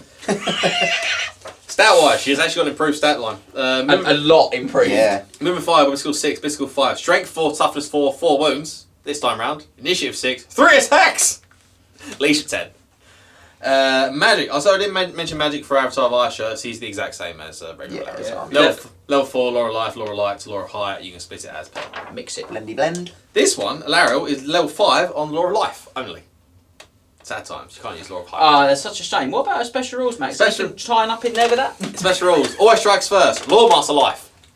Martial Prowess. Murderous Prowess. She gets that. It doesn't need... She just gets it this time. Yes, Just for the Doesn't Lancer. need the special rules from the Touch of list. Purity and Valor of Ages. So she has 3 attacks that win on 2 pluses, multiple D6 each time, right? And Yeah. rerolling monster win. And we're Yeah, on yeah, this yeah. time. And she's still weapon skill 6 and Yeah. initiative 6. Always strikes first. Reroll 4, so she cuts for a I've bit got to of say armor. as well, it's not even like Law of Life is a bad choice on elves. No. Particularly when like 8th edition first kind of turned over, it was the thing you saw Yeah. on elves almost exclusively. So yeah, I mean you've not exactly had a hard time picking this. Yeah, right, and then the other 2 are special rules which absolutely break everything here. If Alariel, Incarnate of Life, suffers a miscast while casting a spell, you may reroll the result on the miscast table. You're going to do that for every single miscast. Until you've cast Front of Vines. Also, you Because got- she's a lot master. You cast Friend of Vines first, and if you somehow roll a 2, one Roll a sorry. 1, then you go, Yeah. that's a dodgy miscast, I'll reroll that. She's still in the unit with a botwood if you want her to be. I just want to Yeah. keep pointing this out. The amount of miscast protection she has is Oh, ridiculous. Yeah, she's just never going to die. No, she's Ever. fine. The only reason if you get really unlucky and roll Dimensional Cascade twice. Yeah, pretty much. And then she's got still 50% of the time doesn't care. Yeah. Yes, what's the odds of it actually happening? You've got to roll a 1 on Throne. At some point I'll have to work Get them rolled out. Dimensional Cascade twice, which is only like 3 outs each time. Yeah. Of Yeah. 36. Yeah. And then 50% to roll a 1 to 3 that she falls down a What is that? So it's 1 in 12? 1 in 12 on the 3 outs. By 1 Yeah. in 6. So 6 12s are 72. Yeah. So 1 in 72. And then 50-50 again. So 1 in Well, no, 100. she's 1 in. Oh, yeah. Yeah. Then There's there's 2 a- lots of 1 in 12, so it's 1 in 144. Yeah, then that's got to be times by 6. Yeah. Which is, yeah, 1 in like 1,000 odd games. Yeah. 15, probably 1 in about 1,500, 1,600 games that she might do this because you've still got the 50-50 on top. It's beyond ridiculous. Ridiculous. That's not even a worse rule. Incarnate of Life. Alaro, Incarnate of Life, and all friendly units within 12 inches of 6-up ward save and regeneration. That's a 4+ regen, baby. In addition, at the start of each friendly magic phase, Alariel and every friendly model within 12 inches. Model. Not character. Model. regain a lost wound. Regain a single wound lost earlier in the battle. Plus, she keeps the star. She keeps the star. She keeps the stave. Every one of her spells lets you regain a wound. Yep. Because it's Law of Life. She can give a character within 12 2 wounds at the start of every turn. Yep. Because of the stone star and the incarnate. Yep. And then she can, I mean, like, monsters just love her. Yeah, monsters are all over her. Using her with Frost Hearts is quite obviously. If you could do like Karada's on a Frost Heart, 2 Frost Hearts, her. It'd be funny because if you could do it, like literally, a character dies. When character dies, you cast a single spell. That character's back on 4 wounds. Yeah, you're looking at like kind of 3 wound characters. Just within 12 you can take them down to 1 and they'll start the turn on 4 wounds. Let's not even talk about like the insanity of like the big end times characters as well. When you start giving those wounds back. Yeah. Yeah, her and she's not in the same list as Imric, is she? Yeah, she is. Oh, she is. So yeah, her and Imric. Her and Imric would be ridiculous because you've now got the casting powerhouse and the ability to stop him from ever getting killed. Yeah. Not to mention the fact that if you did get Ethereal, she could then put Shield of Thorns on him, the magical attacks to get him out of trouble. Yeah. She can break that staff and cast double regrowth or cast double flesh to stone. Or double dwellers. I mean, double dwellers is hard because of the dice. I know if you're using the end times magic, it's less hard. It's not. But certainly in normal games, it's hard. But I mean, like real talk, it's just beyond stupid. We can't stress the benefit she gives to an army. Oh yeah, it's mad. You go, all your wood elves, they're quite weak to paper. No, I've got 4 regen now. Oh, we're going to talk about that later. Honestly, beyond ridiculous. Everything that's not got an arm save, all your witch elves, now got 4 regen. And this is the big difference with her. Because she gives that regen out in a 12-inch bubble, she no longer has to be in the fighting unit. Yeah. Now, we always used to give her a 4 for risk anyway, because the chances of her actually dying in the fighting unit when you put the botwood on them and you've got the ward save on her and all that were minimal anyway, and her weapon skill and her tiny base size. So we used to kind of waive the fact that you're probably going to get her in a fight because she doesn't have to, and actually she doesn't care. This time, it's even more acute. She will literally stand in a unit of something rubbish like spearmen behind the big horde of white lions, executioners, witches. In like 15 Glade Guard with Truth Light arrows that are sitting behind your unit that still hit on 3s. Yeah. They'll walk every turn 5 inches behind them, and then they're still getting the regen. Because again, it's that, I've got one guy, 11 3/4 inches to that corner guy. Yeah, that unit's got 4 regen. So I wonder why. Well, she's a -7 in the comp. Yeah. She's a -7. She is. It's not just that she's good, like, because you can look at, say, like, Kairos is a -4, Morify's a -3. You can say, well, they're almost as good as her, like, ranking points wise. Yeah. So why is she, like, double their comp? Well, she's double their comp because she's absolutely plug and play. Yeah. There is no skill here. I'm sorry, there's no skill involved. She also has a very, very good static buff or buffs to her army, which Morathai and Kairos don't. Yeah. No. They have to cast the spells and pick the spells in Kairos' case to do it. Whereas she's, you know what spells she's got. She doesn't have a choice. She comes with those. You're guaranteed them. Yeah. It's all right. Kairos, you can say you're guaranteed spells. That's fine.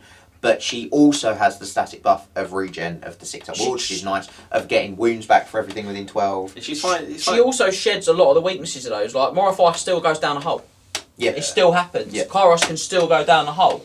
It still happens. She doesn't. She doesn't. And she doesn't have like those attackable stats. Morify is flying around on her own, so she can be viable to being shot at. She isn't. She's in a unit. Yeah. And again, with Kairos, he's got that really awful initiative that I can pick on and hit him with something and get him off the table. Not so much. No. So I mean, we spoke about it earlier on. unpleasant. When you give her like Savage Beast horror, she punches the heart out of a demon prince, which is quite Yeah. she's hilarious. Yeah. I know you could say, well, she's a bit susceptible to strength-based tests. But the ones that are templates she gets a lookout sir from, we give a lookout sir in our packs, which is one of the reasons why the comp is then affected, because we give a lookout sir for dwellers, which you would always take on.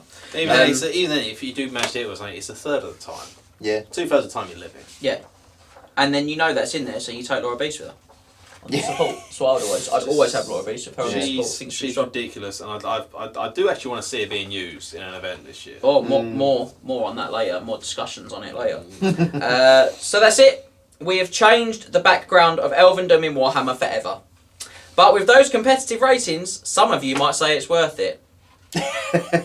Is it? Someone out there probably likes Is what it? They did in these books. Is it? You know what? For you guys that did, that's cool. I'm sorry, I'm just not there. Just not there. I just love my elves too much. So with that, it is time for our customary break. Go and grab yourself a Coke. Other beverages are available. Thank you. Take 5. You have earned it. Then we will see you back here for a look at the changes End Times Khaine makes to magic. Strap in, everyone. Strap in.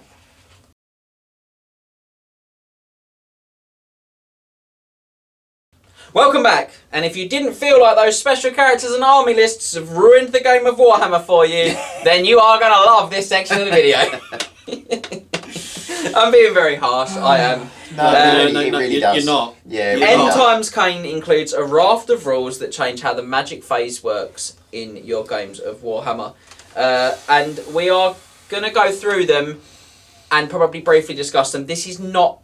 famous last words. This is not going to be a very long section, guys, because we don't use them. When they came out, I can't think of a single tournament that allowed it to go. I think maybe 1 or 2 right at the beginning, saw how insanely stupid it was and just stopped it. They really have been consigned to the history books. I think I played one game with them, and it was the worst, least enjoyable game of fantasy I've ever played. Me and John had a game where he used Kairos Fateweaver, who gets, I think, 80 spells, and I had Teclis, who gets about 70 odd spells, and we played for 2 hours, and it was the start of turn 3. We did 2 turns each, and we looked at each other and said, I don't really want to play anymore. And he said, I don't really want to play anymore either, and we put our toys away and went home. I can also say I've never played Khaine Magic. You're not missing out. You're not missing Never out. played Khaine Magic. No. So let's give it a brief fly through as best as we can. Do you want me to go through some of the points? Yeah. Right.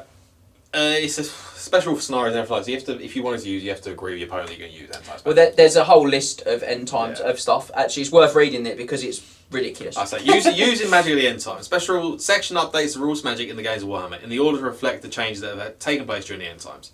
The Magic of the End Times rules must be used instead of using rules from the Warhammer rulebook if any of the following conditions apply. If you use it for a scenario, if it's listed in the scenario plus rules. If either player is fielding an army, chosen using an Elven host army from this. Either player. You have to use it. If either player are using an Elven host, yeah? This is the best one, my If favourite either one. player is using a unit from the new armies and units section of this book. It's the next one that's my favourite one. If either player wants to use the Magic of the End Times rules instead of using... So if I just want to use it. We have to. Rules say we have to if I want to. I just want to. Not you have to agree. No. No, I want to use it. I want to use it. Really? You're forced to use Yeah. it. Get your dice out, son. So stupid. Oh, here we go. So, Right, overview of the Magic of the End Times. Some laws of magic have an End Times spell. This is an additional type of signature spell. Signature spell. Please, signature spell. That can be used by wizards of level 3 or higher and which cannot be dispelled. yeah. What? You can't dispel him. What? Yeah. Oh my god. You can't stop. All that's supposed to talk about earlier on. You can't stop it, mate. Stop this train. Doo doo. Unbelievable. Wizards can use all the spells from the lore of magics that they know and are not limited to a number of spells determined by their level. You get Lore Master. You get Lore Master. In effect, this means that all wizards have the Lore Master Special rule. Models that already have the Lore Master Special rules are allowed to reroll casting rolls. So if you've got, like, say, Balthasar Gelt, Lore Master, Lore of Metal, he now rerolls casting attempts with +7 to cast if If you you can't use a one. big one. We haven't got there yet. No, we haven't got them. We're still in our book before we get to that mess. We do, yeah. After picking a wizard, declaring which spell you want them to cast, you must roll a d6. The result is then roll the maximum number of dice you can use for the casting attempt. So this is where, like, this is supposed to be This the is where check they and try to balance balance it. on the big spells. What they miss is that all this does is means that the really proficient casters with the high amounts of additional Pluses or rerolls, like a Book of Hoeth, like a Lore Master now, like, well, yeah. I mean, that's it. Well, someone like Gelt who gets an extra +2. Yeah. Someone with the Book of Asher with an additional +1. Anything like that. Hecate's Blessing again. Yeah. All that stuff. They just roll 1 dice at the low spells a lot. Yeah, because Yeah. that's going to be a point. That's in the next point. Oh yeah, sorry. Why you want to do that. I'm overhitting. That's Go on. fine. Also, you must also roll a d6 to see how many dice a wizard can use to dispel a spell. That's a killer. You can't just. Because if you do go for a big spell, get like 5 or 6 dice, get it off. Your opponent goes to dispel it. I can only roll 1. It's my purple sun. I've got 5 dice. I've got 4 dice. That's enough for a Yeah. little one. I'm going to chuck it. Awesome. How many dice? Oh, you get 1. Can't spell it. No, it's funny because they might say, "I'll use a spell scroll." You get the 6 dice trying to cast one of the big end time spells. Can't use a spell scroll then, can you? Oh god, spells can be used any number of times in each magic phase as long as all previous attempts to cast a spell have been successful. The only exceptions to this are the end time spells and any other spells with a casting value of 15 or more, which can only be selected once each magic phase. Purple suns are 14. Is it? No, it's 15. Is it 15? Yeah. His gold statues are 14. 15. 15. I don't think any of the 6 spells are less than 15. You sure? Comet Casadora might be a 14. That's a 5 spell. That's a 5 spell. Chain Lightning's a 15 or a 15, 16. Yeah. Yeah. I need Uh, to Pretty Flame- sure all the 6s. Flamestorm? I think maybe. that's a 15. Maybe, but it's not very good. No. So I'll be honest, I don't mind trying to cast that. I say what a 6 spell isn't a 15. Cacophonic Choir. It's like a 12. isn't It's it, a based 12, on you, yeah. baby! I don't need to bubble it. I'll just do it in every unit. I tell you what. I tell you what else isn't. I tell you what else isn't for disgusting. definite is is Biriona's time warp. That's like a 12 or Yeah. 13. Yeah. Who needs to bubble? You get ASF movement 10. You get ASF movement 10. And +1 attack. And +1 attack. Oh, that's hideous. That's yeah, so the hideous. 15 plus can't be cast more than once, whether the previous attempts were cast them are successful or not. It's that as long as you make the dice roll though, like I was just saying. Mm. Because if you've got a reroll or the additions, you just go, well, I'm just going to keep hitting 1 dice, Soul Quench. It's an 8 Yeah. to cast. I've got +5. Yeah. I need a 3. I probably reroll the dice, Yeah. Do you take a book of OF? you know? Or your techless. Or your techless.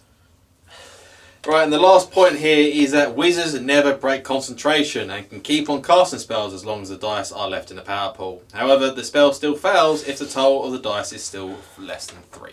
It just doesn't matter though, because you can still throw all your other spells and you've got Yeah. 7 on every model minimum. End time spells. Some laws of magic have an end time spell. This is a special type of signature spell that can only cast by level 3 or higher. I don't know why they've repeated themselves in this point. Is there any other cannot be dispelled, and even if it remains, you can't dispel it remains in place. They just stay going. An end time special that successfully cast cannot be dispelled, even if it is a remains in place spell. Though the wizard that casts it can choose to end it as per normal. You just wouldn't end it. Why No. would you end it? Well, do you want to cast it again? That's it. Spell generation. The rules for spell generation on page 490 of the Warhammer rulebook are no longer used. Throw that out the window. Don't need that anymore. Rip that one out of the book. You must still select. You must still select the laws of magic where each of your wizards is going to use when you choose your army, but do not have to generate the spells that each wizard knows. Instead, Yeah, so it makes like Morathai and Alariel discuss I was as gonna well. say, 'Cause yeah, they yeah. know like 21 spells. That's what I was just about to say. But that's Yeah. why Kairos knows like 80. Yeah. yeah. Because- And instead, all your wizards know all the spells and the laws that you choose them Yeah. from. The Lawmaster Hoeth, he gets a huge bump. Yeah, he gets like Goes 72 spells. Signature Slan, Yeah, he gets all the spells. Alariel, Incarnate of Aisha. Yeah. Avatar of Aisha. She Lo- is. yeah. Lawmaster Slan, he gets a big bump as well because he then He gets rerolls his rerolls. spell. He then gets Yeah. better than a Book Hoeth because he rerolls both dice. Yeah. Yeah. Or all the dice. Yeah, very strong. Wizards that do not generate spells following the normal rules, such as Lawmaster Hoeth, for example. I'm just going to stop you there. Sisters and Doomfires, no, like 14, 14 spells as well. spells, 15 yeah. for the Doomfires. And Yeah. what with Transformation Cadon? You just turn one of your sisters into a dragon. You can't, you've got to be Infantry. infantry. That's what I'm saying. Also, it's a rubbish spell that you'd never use. It's funny though, isn't it? It's more the fact that you're They've going got to... Wissons, they've got Amber Spear, they've got Pans, Savage Beast, And all the Lorelei spells. and Dwellers, And Lorelei, yeah. Flesh to Stone. Throne. Doomfires with Purple Sun. Yeah. Uh, Which we had actually on a very side point, which we had at the last narrative event Oh, because was it we had Wizard's Tower? Wizard's Tower, which makes you a Lawmaster, and Phil Bibby did that with his Doomfires and just 3 Purple Suns. It was great. Wizards that do not generate spells following the normal rules, such as Lawmaster Hoeth, for example, use their special rules to generate their spells, but will know all the spells from each spell lord that they can use any spell from. The Lawmaster's so good because he's +2. He's alright, not great, but you can still keep going as long as you made the base value. So you just pick the lower end values in each one. Suddenly you're like, You just spam shems. well, reroll ones to hit, to wound, and to save. That's on like a 6. Yeah, I'll go for that. Lawmaster. The Lawmaster special rule has changed to the following. A wizard with the Lawmaster special rule can reroll all the dice used to attempt to cast a spell from his chosen law, including the rolls that result in a spell being miscast and or cast with irresistible force. Oh, so you can reroll successfuls as well? Yeah. It's not just for, oh, well, that's really good. Yeah. So no going down the hole if you don't know. The law in question is normally given in brackets as part of the Lawmaster special rule. For example, a model with Lawmaster Fire special rule could reroll attempts to cast spells from Law of Fire. So that Alariel Incarnate of Life has got even less of a chance of going down the hole. Because when she does roll a double 6, she just rerolls the rerolls the cast, yeah. Unbelievable. Rolling for the Winds of Magic. 4d6 are rolled to determine the strength of the Winds of Magic rather than usual 2d6. The casting player receives the sum of all the scores of the power dice, and the spelling player receives the sum of the 2 highest scores as the spell dice. So it's basically integrated the Storm of Magic, which is meant to be a bit of fun, into like really competitive games. Not game breaking. Yeah. In addition, the power limit on the number of dice that can be used in a pool is removed. Pools can hold any number of power out or dispel dice. Nice. So if you roll 4/6 and you channel a load of times, you can get more dice that way. Right? Yep. You can get above, you can forbidden rod yourself and things like that. The boosted spells do have a change, so I might be wrong about what I was saying about the light one. Runners, because that can be boosted to hit all units of insane. Casting spells. A spell can be cast more than once in a magic phase, as long as it is not an end time spell for which the casting attempt has been made in the same magic phase. They have already said it. Spell with cast value 15 plus or more. A spell which failed to cast an attempt was made in the same magic phase.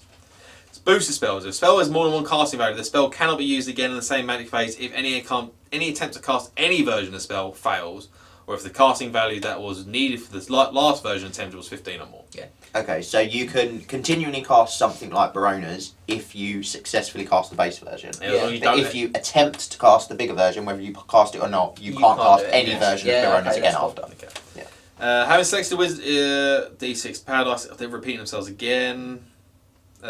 Any special rules or magic items that modify the number of power dice used to cast a spell will work just as they would have done previously. Techless's staff. The only change which is even more horrendous when you consider that you've got 24 power dice to start with, and you're just going to take 1 each time. Yeah. I'll take 1 and a free one. I'll take 1 and a free one. I'll re-roll them. The only change is that the maximum number of dice you can choose is changed from the 6 to the roll of a d6. Yeah. Yeah. So you can't. If you roll 1, you can only use 1 power dice. Yeah. Even with Techless or is Techless? No, because that modify the number of dice you use to cast a spell will work just as they would have done previously. The only change is that the maximum number of dice you can choose is changed from a 6 to the roll of a d6. Yeah, but Techless can use 7 anyway. Can you use 7? No, you can't. Oh, can he not? So I'd say you wouldn't be able to then. I don't know, I'd have to look at that. Again, it's appallingly worded. Yes. It is. For how much they've repeated themselves, they could have They've saved actually that made space. it worse. Yeah. Saved that space and just explained it. Broken concentration is gone. They've We're not repeated going to waste that time concentration, again. and we've gone through the summoning spells. We have. Yeah. This is a mess. Yes. This is a mess. Just the wording of it is a hot mess. Now you can summon magical lodestones.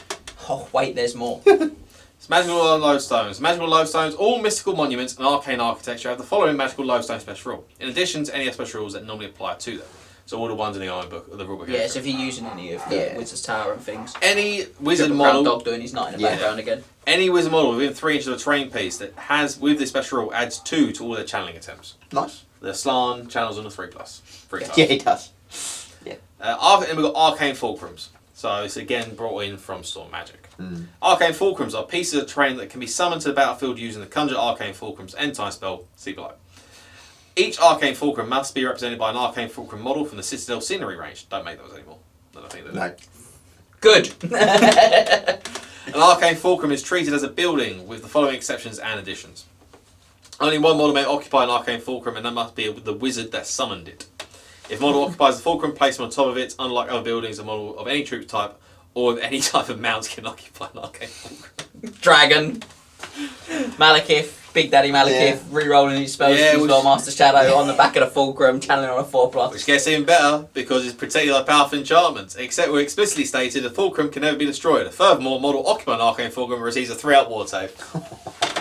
Marcus each baby on 2-out ward save. On the back of it.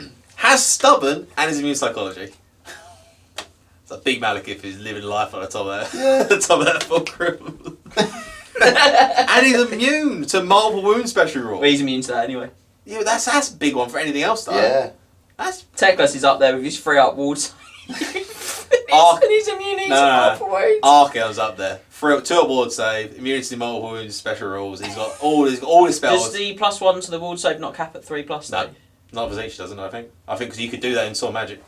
Are you sure? I think it's worth a double check. I feel like there's a cap on that. It always said that you save. could. I remember in Sword Magic you could do the 2-up ward save thing with Zinch and Sword Magic. I know the Reign of Chaos, +1 more from the Reign of Chaos capture. Yeah. Just worth checking. But we'll double check it. But I like it matters. Yeah. If the Arcane Fulcrum is charged, the occupying model must fight. However, only one model of any troop type from the attacking unit can fight. My one Skaven slave goes up to take on Archaon on his on Dorgar at the top there. A model that is occupied by an Arcane Fulcrum cannot be stomped or thunderstomped. Well, why could he be? He's obviously one of the end times characters on a dragon. Couldn't be anyway. Wizard that occupies an Arcane Fulcrum has a magical low sign special rule and therefore adds 2 to all the channeling attempts. Note that the only wizard on top of your Fulcrum can receive this benefit. If the wizard occupying Arcane Fulcrum exits the building, then the Arcane Fulcrum is immediately removed from play. So you can conjure your Arcane Fulcrums. It's cast on 12. Range 6 inches. The caster summons an Arcane Fulcrum and is immediately placed on top of it. That's absolutely sick. Nice way to get a little bit of 6-inch movement. Yeah. Well, you've just added 6 inches potentially to the range of your spells as well. Yeah. And then there are a list of absolutely ridiculous end time spells that pick some of our I have favourites? to be honest. We can if you want. I don't even want to do that. I'm just. I can pick the one I hate the most, which is the Law of Metal. I'm just defeated by how awful this is for the game. If you've played Storm Magic, these are pretty much just cataclysms. One cataclysm spell from each law brought over. The only new one only is the Law of Undeath, which didn't exist when Storm Magic came out. Yeah. That's the only one. But there are some absolute bangers in this. Law of Metal, you can give a unit a 2-up ward save. Yeah, it's a Meteoric Ironclad, Augment spell, range 24 inches, cast on 15! 15! Ridiculous. Can't be dispelled. Can't be dispelled. Target unit gains a 2-up ward save. That might give Tyrion a bit of trouble. Yeah, just to sort of throw it out there, Gelt cast that on an 8 and he re-rolls the dice. Big Daddy Incarnate Gelt. Yeah. Cast it on an 8 and re-rolls the dice. It's a 2-dicer for him with a re-roll. It's a 2-dicer. That's a 3 dice minute. 3 dice. That's pretty much guaranteed. It's almost guaranteed. Yeah. Ridiculous. My favourite though is the little wild one. The little which is the only way that you can stop. You can get Widowmaker off of it. So the spell's a little while. We have Nick It. It's cast on a 15. It's a direct damage spell that targets a single enemy character in 24 inches. The target suffers a number of wounds equal to D6 minus own toughness. No arm saves allowed. Tyrion's got a 2-up ward save against that. Yeah, that's not what you need for. Regardless of whether the target... even if he's not in the bot, because he's got MR as well. Regardless of whether or not the target is slain, the caster steals one magic item of his choice from the target. If the caster does not already have magic item of this type, he can now use it. Otherwise, I just want to point out that you could get a Goblin Wizard with Widowmaker, the Dragon Armour of Venarian, and the Heart of Avalon. That is a serious wizard. You are not killing that Goblin. Just this naked Tyrion. Like, what is happening? Just sitting there, like tapping the horse, being like, "I'm so pleased you're not a magic item." That spell's insane. Laura Slanesh, you was on about Laura Slanesh. Yeah, ridiculous. Hex spell, range 24 inches. The target reduces leash by 2, and the unit itself switches loyalties. Becomes your unit. They can attempt to resist the power. They have to take a leash test with a -2 or -5 if you manage to get Doom Darkness off them as well. Yeah. Or any other number of horrible ways you can reduce leadership. What else? Deadlock from Lord Dark Magic. Oblivion. Yeah. Oblivion. Nominate an Arcane Fulcrum anywhere on the battlefield. Oblivion targets all models, friendly and enemy, including the caster, models, within 6 inches nominated Arcane Fulcrum. Each target suffers a strength 10 hit.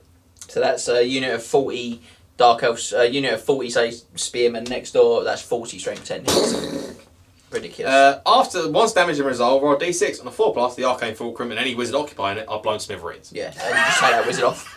Malekith's improved. Can't dispel it. Can't dispel that one. It is cast on a 25. Deadlock is wild as well. Deadlock's wild. Yeah. The Hex spell targets any. This is the Lord of High Magic. Cast on 20. Hex spell targets any wizard anywhere in the battlefield until the start of the casting magic phase. The target cannot channel, cast, or dispel. Disgusting. So So when I played John in that game, I got that off. Did you deadlock against Kairos? And that's when he was like, I don't really see the point. And I was like, I don't either. It's just the most stupid thing we've ever done. Law of Life, Lara will have this one. Storm Renewal, Vortex. If anything passes under the Vortex, regain 2d6 plus 1 wounds worth of wounds. Disgusting. It's any unit, so you can regrow the opponent's models, by the way. But why are you shooting it? Yeah, why are you aiming at if them? you aim it, it overshoots a little bit. This is a Vortex, so it could just jump through it. Yeah, I suppose. You've got to be careful with it. But no, so the ogres get a really bad purple sun. Yeah, they just get a worse purple sun that casts on more. Yeah, we could just be here all day. It's just game spoiling, unfortunately. They're just beyond. If you want to silly. read the silliness of these spells, just find the book itself, go online, just find like a photo Lots of of the people page. have it. Some of the spells are stupid. Yeah. They are ridiculous. They are actually they come up quite regularly on eBay, these books as well. Other or online auction sites. Other online auction sites are available. Gumtree's one. Yeah, I see them on there quite a Vintage. lot, and they're not, particularly if you get a paperback version, they're not all that expensive. But Magic in Khaine ruins the game. Yes. Yeah, I'm really sorry, guys. It just does, and I'd be hard pressed to be convinced otherwise. All of the game becomes a really silly case of like, how ridiculous can you get your dice to be? How lucky can you be? There is only one other instance of the game being ruined beyond this point, and that is Arkel. Yeah, that is when the whole army selection rules just go out the window. And look, don't get me wrong. I totally think that you could probably have a fun game at some point if you weren't going as ridiculous as Teclis and Kairos and stuff like that. You probably could have a bit of a fun game, but it's just not good for the game. Which is why you never see it. No. And it's why it was universally hit very quickly as being a no. Yeah. I don't know what they were thinking. Honestly, I just think they were bringing the game to an end, and they just thought, went buck wild. Yeah, let's have a big blowout at the end. You know, let's just do all the silly big things. Birthday blowout. Yeah, just do silly things we could never have realistically done before. Yeah. It's just so stupid. Sometimes reading this one is just awful. Yeah, this is really where the whole thing just. It really falls. It's hard. It's hard to go through. Still maintain that Nagash was actually a really good supplement. I think they added a lot to the game. I like Glotkin. Glotkin was alright as well. Wasn't. Yeah. I don't think Glotkin changed anything too wildly. But this is where it just Even fluff-wise, it was quite a bit. Thankful just added a few special characters. Yeah. And the battle formations were fluff in both of those books, Glotkin and Thankful, was a huge. Yeah, I'd never read them. Yeah, so I mean, in Thankful they blow up the moon. More so, and then do. basically sink Lustria under the sea. So it's not good. Croak wills himself back to life. Not undead. Yeah, let's wills not. himself back to life. And let's not get into that. In Glotkin they literally destroy like Oldorf. Yeah. They ruin it, but then the Emperor cleanses it with a holy fire. Yeah, it's just not good. So, and on that bombshell, and the last page of the book with Teclis going on it, we will leave Khaine Magic where it belongs, which is betwixt the hardback covers of this book and nowhere else. Nowhere near a gaming table. Yes, and we will move on to hopefully have a happier face on us when we bring you the army lists that we've come up with from this supplement. They're not very good though.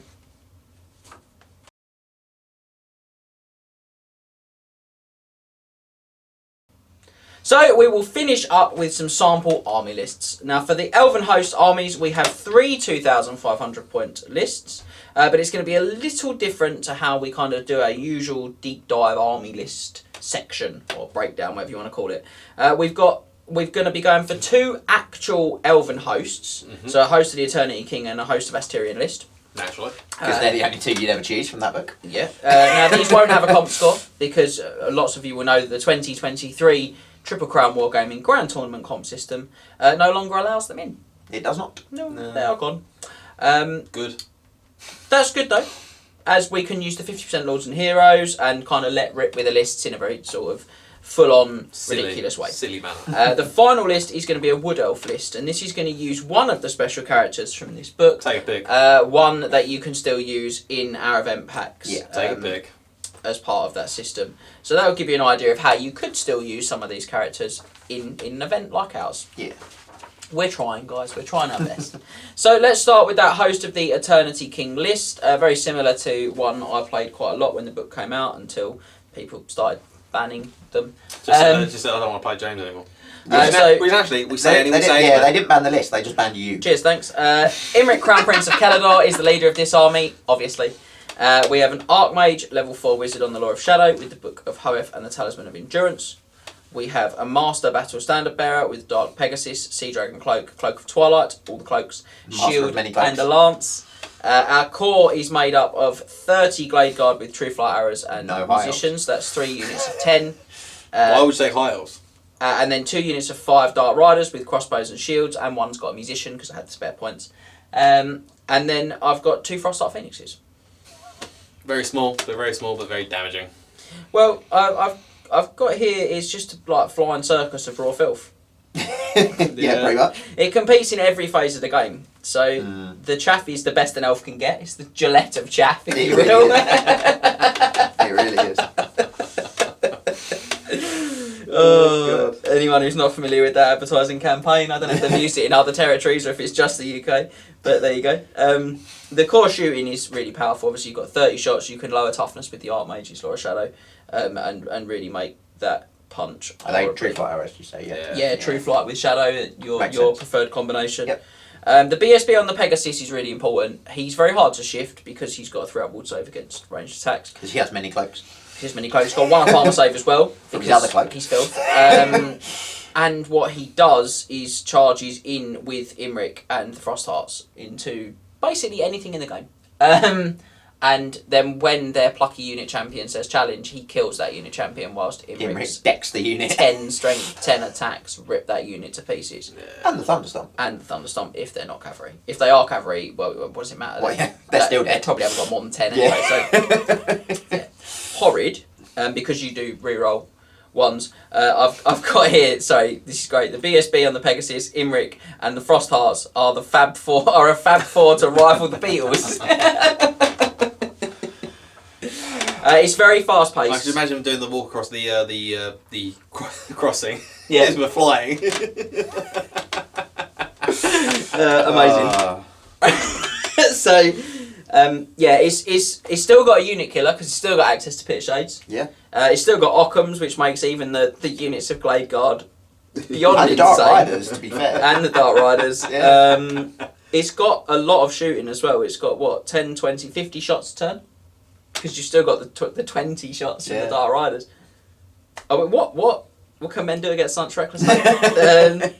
I've got it. Everything has martial and murderous prowess as well. Naturally. Not that the martial prowess really matters because the units are small, but the murderous prowess is absolutely insane. No, don't murder us on your Frosthearts though.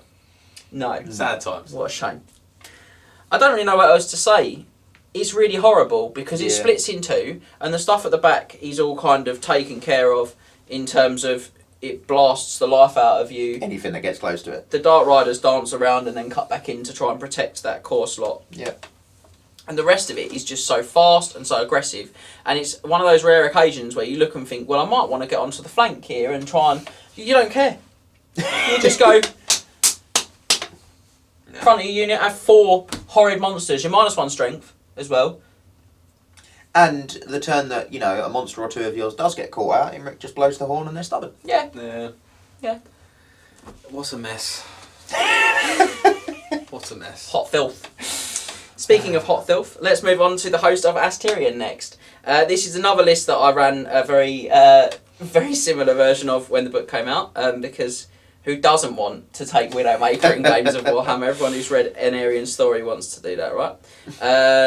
Very quickly realising that these lists, whilst they might scratch some kind of fun where you think, I've finally got like a really powerful dragon character, or I can finally use Widowmaker, very quickly you start to realise it's actually not fun. Just not fun. It's not fun. Stupid. No. But I did. It's fun for you when you use them, isn't it?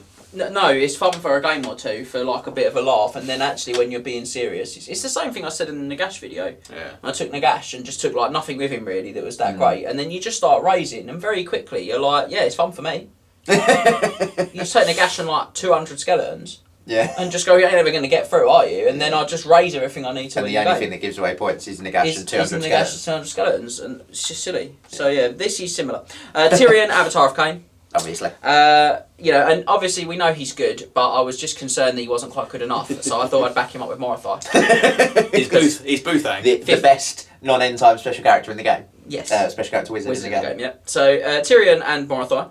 Death Hag, Battle Standard, Bearer, Cauldron, Blood Rune, Khaine, Obsidian Blade. So Death Hag A. Yep. 28 Witch Elves with Banner of Swiftness, just to put. Oh, so it's Dark Elf list day with Tyrion. Yes. Yeah. It's not basically far off. Dark It's Elf not far list off. day with 2 Tyrion. units of 5 Dark Riders with crossbows and shields. Yep. 14 Silver Helms with full Okay. 14 wounds. Swap the Dark Shards out for 5 Doomfire Warlocks. I've got here as subtle as a house brick. Tyrion and his 14 ablative wounds, I mean Silver Helms, can crunch. Even enemies in the front, they can bust through. He's got the chops to do it. If you charge Tyrion, he's like, I got rid of the Silverhelm's lances. Okay, cool. He's sort of Widowmaker to deal with at that point in time. Yeah. I mean, the Cauldron of Blood, you've only taken the Cauldron of Blood purely for the 5 ward save. Yeah, and the magic rest. And And the magic rest. That's the only reason. And the 18-inch battle standard as well, which means that when I'm frenziedly running, Does it give an 18-inch battle standard? it's a large target, and battle standards increase if they're put on a large target. That is good. So again, even if I start to sort of separate, I'm still going to be able to pick up that is good. my BSB to help me out as well, which is nice when you're frenzied. That does. I was going to say, it's good for the frenzy, but it does suggest you're going to lose combats, which you are not. No, you are going to win a lot of combats. You have Tyrion, Avatar of Khaine, and you had the best combat unit of the game. Yeah, and you've got a lot of horrible magic here with Morify And yeah, I was going to say, I'm the best wizard in the game. Yeah, and again, if you're playing End Times Magic, you've now got... I was saying, you got all... 21 spells. 21 spells. No, 22 spells. Yeah. Dark's got 8. It's just really, really harsh. Even without playing that, you're going to be able to take Morify and say Death's good in this game, Dark's good in this game, Shadow's good in this game. Whatever you need, she's got covered. And you've still got the Doomfires for the Soul Blight and the Doombolts back up. If you are using End Times Magic, you've basically got 2 full sets of Death and Dark. Yeah. Spells. And again, with Tyrion being able to raise the skeletons behind the units he hits, he's not going to be pulled out of position by Mars as well. You think your Necromancer's good? Wait until I get my Elf Necromancer. Yeah. And again, that kind of like the Dark Riders, the Doomfires, and Morithai, a big part of their job will be to clear chaff very quickly in the early game as well, which they will do. Yeah, they do comfortably. Amazing. Yeah. And it's Asterion is where they all get Martial? Murderous. They all get Murderous but lose Martial. Yeah. So don't forget that those Silver Helms, even when they get charged, they might only be strength 3, but they do reroll all their fails to win. Oh, sorry, yeah. Because they're next to Tyrion. Tyrion's there. And you can then start combining lower in toughness. You can have 2 lots of, Double even Soul in regular Blight. Magic, you can have double Soul Blight. What? Double Soul Blight and a Withering. Yeah. If you roll it with Martial. This needs to be locked in a safe. Thrown in the bottom. Yeah, it's so many options. The higher the skill cap of the player, ridiculously, it's a house brick list, but the higher the skill cap, the better you'll do with it as well, which is really wrong. So I've got not a lot else other than what we've said. No. You know, the witches will still do what witches do in a normal Dark Elf army, except now they've got Tyrion to ride into the side and deck it. Monsters are just done for. Yeah. What are they going to go into? They're going to go into the witches and get poisoned to death, or are they going to go into Tyrion Tyrion and and get just Widowmaker to death? Tyrion takes on anything, everything and anything. Yeah. Nothing stops. And I haven't got Botwood. I want to point out I've not got Botwood, and No. this list will still tear through. I could have gone BSB Botwood. Yeah. And dropped my Cauldron out, or I could have gone BSB Botwood, and just took a Cauldron Death Hag and dropped Without Morithai it, down to yeah. something else. Yeah. Horrid. It's just really nasty. Mm. It's all the best stuff all of the time. That's it. No, nothing else to say. No. And when we've got the Triple Crown Wargaming Grand Tournament Comp 2023 list, which is Wood Elf Army. So we are back to 25% Lords and Heroes for this one, and the comp score is -3. Not So bad. good, moderate comp It's score. just good comp score, seeing who the first character is. Alario and Carn of Life. -7. What have you taken to get that from Oh, don't worry, I'll get you there. Imagine 4+ choices.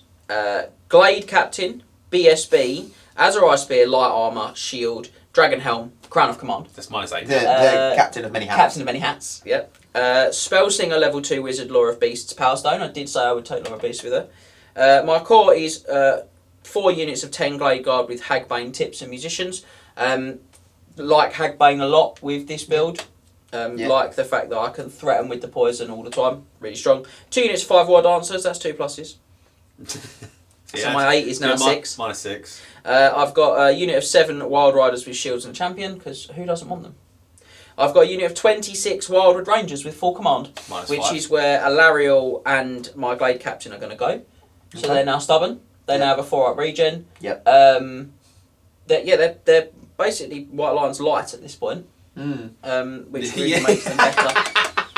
With +1 attack, if to find anything that's big. Yeah, anything that causes fear or terror, which is nice. And they are now immune to... Oh, no, they're not. They lose the immunity to fear and terror, don't they? I think in the incarnate version. No, I don't think they do. Max will double check for us. And then that's rounded off with 8 Treekin. Who, with Region 4+, are a nightmare to remove. Yes. Yes. And a 6-up ward save if they do get hit by anything flaming. No, you are vulnerable to fear and terror. Yeah, I am vulnerable to fear or terror. I'm only leadership 10 with the reroll. Yeah. But yeah, I mean, ultimately, if you start getting those Laura Beast spells off, you can have Strength 6 to attack Wildwood Rangers in certain scenarios, or you can have Strength 5, Toughness 5, 4+ regen, Treekin, which are horrid. If you get Savage Beasts, Strength 6 stacks Lariel. Alariel can be the absolute war princess of doom. How does she punch through armor? She's a beast, is how. And again, you know, you've still got the ability to double cast those really powerful Laura life buffs. So you can have Toughness 7 Wood Elves, Wood Elf Wild Rangers, and Toughness 9 Treekin in the same turn. Yeah. Or you can get, when you're getting really short of Wildwoods, you could bring back potentially 2d6 plus 2 is worth of Wild Rangers to the units and our models. You break the stave. Yeah. Disgusting. Yeah, really strong, and she's really hard to kill. She's got 4 wounds, and obviously she can use the Shield Stone and the 3 and gets wounds back. You're going to have to do her in one. Gets wounds back from her spells. Only really weakness is Killing Blow. I do like this list as -3. I do actually really like I think this. it's strong, and obviously if they've got Killing Blow, they get Dwellers. Twice. Maybe. You never have enough dice to Dwellers twice. You just don't have enough dice to Dwellers twice.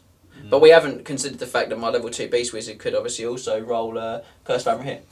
Yeah. Which is -1 to hit, but crucially also those dangerous terrain tests. And I still get my free wood. Yeah, you do. You do. Which is my Venom Thicket. Obviously. And I've got enough output here with the Law of Life unit killer with all that shooting to draw you onto me. Probably. I would say I've got Killing Blow on my War Dancers, my Chaff as counter punch as well to try and assassinate a character. Also be careful with the Venom Thicket with Valero because she has to take down a strength test, but if she fails it, then she still regains the wound from the Incarnate of Life special. Yeah, she also has a 4+ regen against it. Yeah, you might fail that. And 4 wounds, so she's not so really that you stick the Wildwoods in the forest and they fight in 3 ranks and reroll 1s to wound. Yeah. Classic. If you need to, you can counter them out as well. But ultimately, it's a strong list. It's got lots of punch. It's got 2 blocks. You're not going to get very many points off. No, it's got the Wild Riders as well. Only 1 block, but it's still got. They're probably them and the War Dancers are probably the most vulnerable because you look at the Glade Guard and think they are, but to come and get them, you're going to have to come in kind of range of my Treekin and my Wildwoods, which will countercharge you. And they've still got 4 regen. And they've all got 4 regen. They do have a 4 regen. Ridiculous. Yeah, because it's like a slither of a base 4 regen. Woo! This is good. It is good. It is good. This is a good. I'll be interested to see if people start taking Lariel with Wood Elves. We've already had someone say they're starting practice with Lariel Incarnate of Life. Have we? Yeah. Interesting. I'll ask you about that later. I am going to sort this out. I've got Alariel done. I've got the characters done. I've got the Glade Guard. I've got the War Dancers. I've got the Wild Riders. So the Treekin and the Wildwood Rangers. Yeah, the Wildwoods. I've got some that need a bit of attention. They're not in great shape, but I could sort them out. And Treekin, I have to be honest, they are very easy to paint. Yeah, because they're a lot of dry brushing. I got 6 of those for Christmas once. Yeah, I think I've got 8 or 12. I might have 12. I've got quite a lot. I've got some that I'm going to put on 40s and have in my units, like with bows. And having my units of Glade Guard, like fillers, like I do with the Shapti. That would look quite cool. Shapti, but trees instead of marble. Yeah, but I think it'll look cool. That's just that thing of like, but I wouldn't do it in like normal all-elf list game. But if I was doing this with Treekin units and stuff, I'd then bring it in. I think this is potentially good. What I quite like about this as well is that you could, it's a Wood Elf army, you could also say actually it's an Avalon army. Yeah. Because it's kind of got that Avalon-y feel as well, which I think is quite nice because there's that kind of long-term crossover with that region being quite Wood Elfy as well. I like to theme my armies. What, around Avalon? No, around winning. Yes, themed around winning. Another classic is I just took the stuff that was on the shelf, but I only had some good stuff on the shelf. And that is it. I like that list a lot. That I'm definitely going to at some point. It's down the list after other things, but I will look at that. Beyond the gash, that stuff easy to say. Yeah, I'm always saying I'm going to sort things out. We've made our way through what many view as the turning point instalment of the End Time supplements. The death. Things were never going to be the same after this one, unfortunately. No. The Elven hosts are probably the most powerful army lists in Warhammer ever. Yeah. I would have thought. Yeah, I'd say so. Giving players the chance to cherry pick many of the best units and items in the entire game and then combine them to absolutely devastating effect. Yes. This alone would redefine competitive play, but when you support this with the ridiculous power level characters we've discussed in this video, you are into a different time zone. With that said, though, when you really strip it back, you don't have that special rule sharing side of it. You know, like we've done in the past, or like we do now, where we just say you can use just say the characters. Yeah. It actually they can bring something interesting and dynamic to a game. Yeah, the characters are still very good on their own, Absolutely. without the sort of Legion rules, the host rules. Yeah, absolutely. But they're not. They're too not far. beyond manageable. Yeah. That's the thing. Yeah. Let's just not bring in the magic. Yeah, No, let's let's just leave I've the not magic even at mentioned home. it. No. leave the magic at home. Leave in the bin. Leave in the disposable heap. And let's be honest as well. Everyone does from time to time, upon occasions, they do love that big blowout game where you all bust out all your filth and do something really silly. Yeah. But then, and then put it all away again. you get the guy who brings this sort of army. So yeah, it's, Well, that's what I mean. It's when I'm like, right, No, go but- and bring an Archeon Legion and bring him. Go away, bring like a Nagash Legion. Yeah. I'll bring an Elf Legion. And Yeah. that's a great game because you're all kind of on the Because same the elves page. smash I everything. say we will put it on the board and we'll take it all off because the elves win. Because the elves win, yeah. Hashtag facts. I'm just gonna say Archeon unit allowance and just start like take 20 hell cannons. Yeah, you could do. So make sure you let us know what you might try after watching this video, and you can do that through all of our social media platforms, or you can, as ever, drop us an email. We hope you've enjoyed this deep dive. We hope we haven't been too miserable. And make sure you head back to the Night of the Realm Mustering Ground, where you can check out all of our other exclusive content. And we will see you, if you've watched this at the time of release, in about 6 weeks' time to do it all again. And if you're watching it at the time of release, Merry Christmas. Yeah, Merry Christmas. See you later, guys. Remember to tag your friends and like, subscribe and share. Then head over to triplecrownwargaming.com and become a Knight of the Realm today. What are you doing, mate? We alright?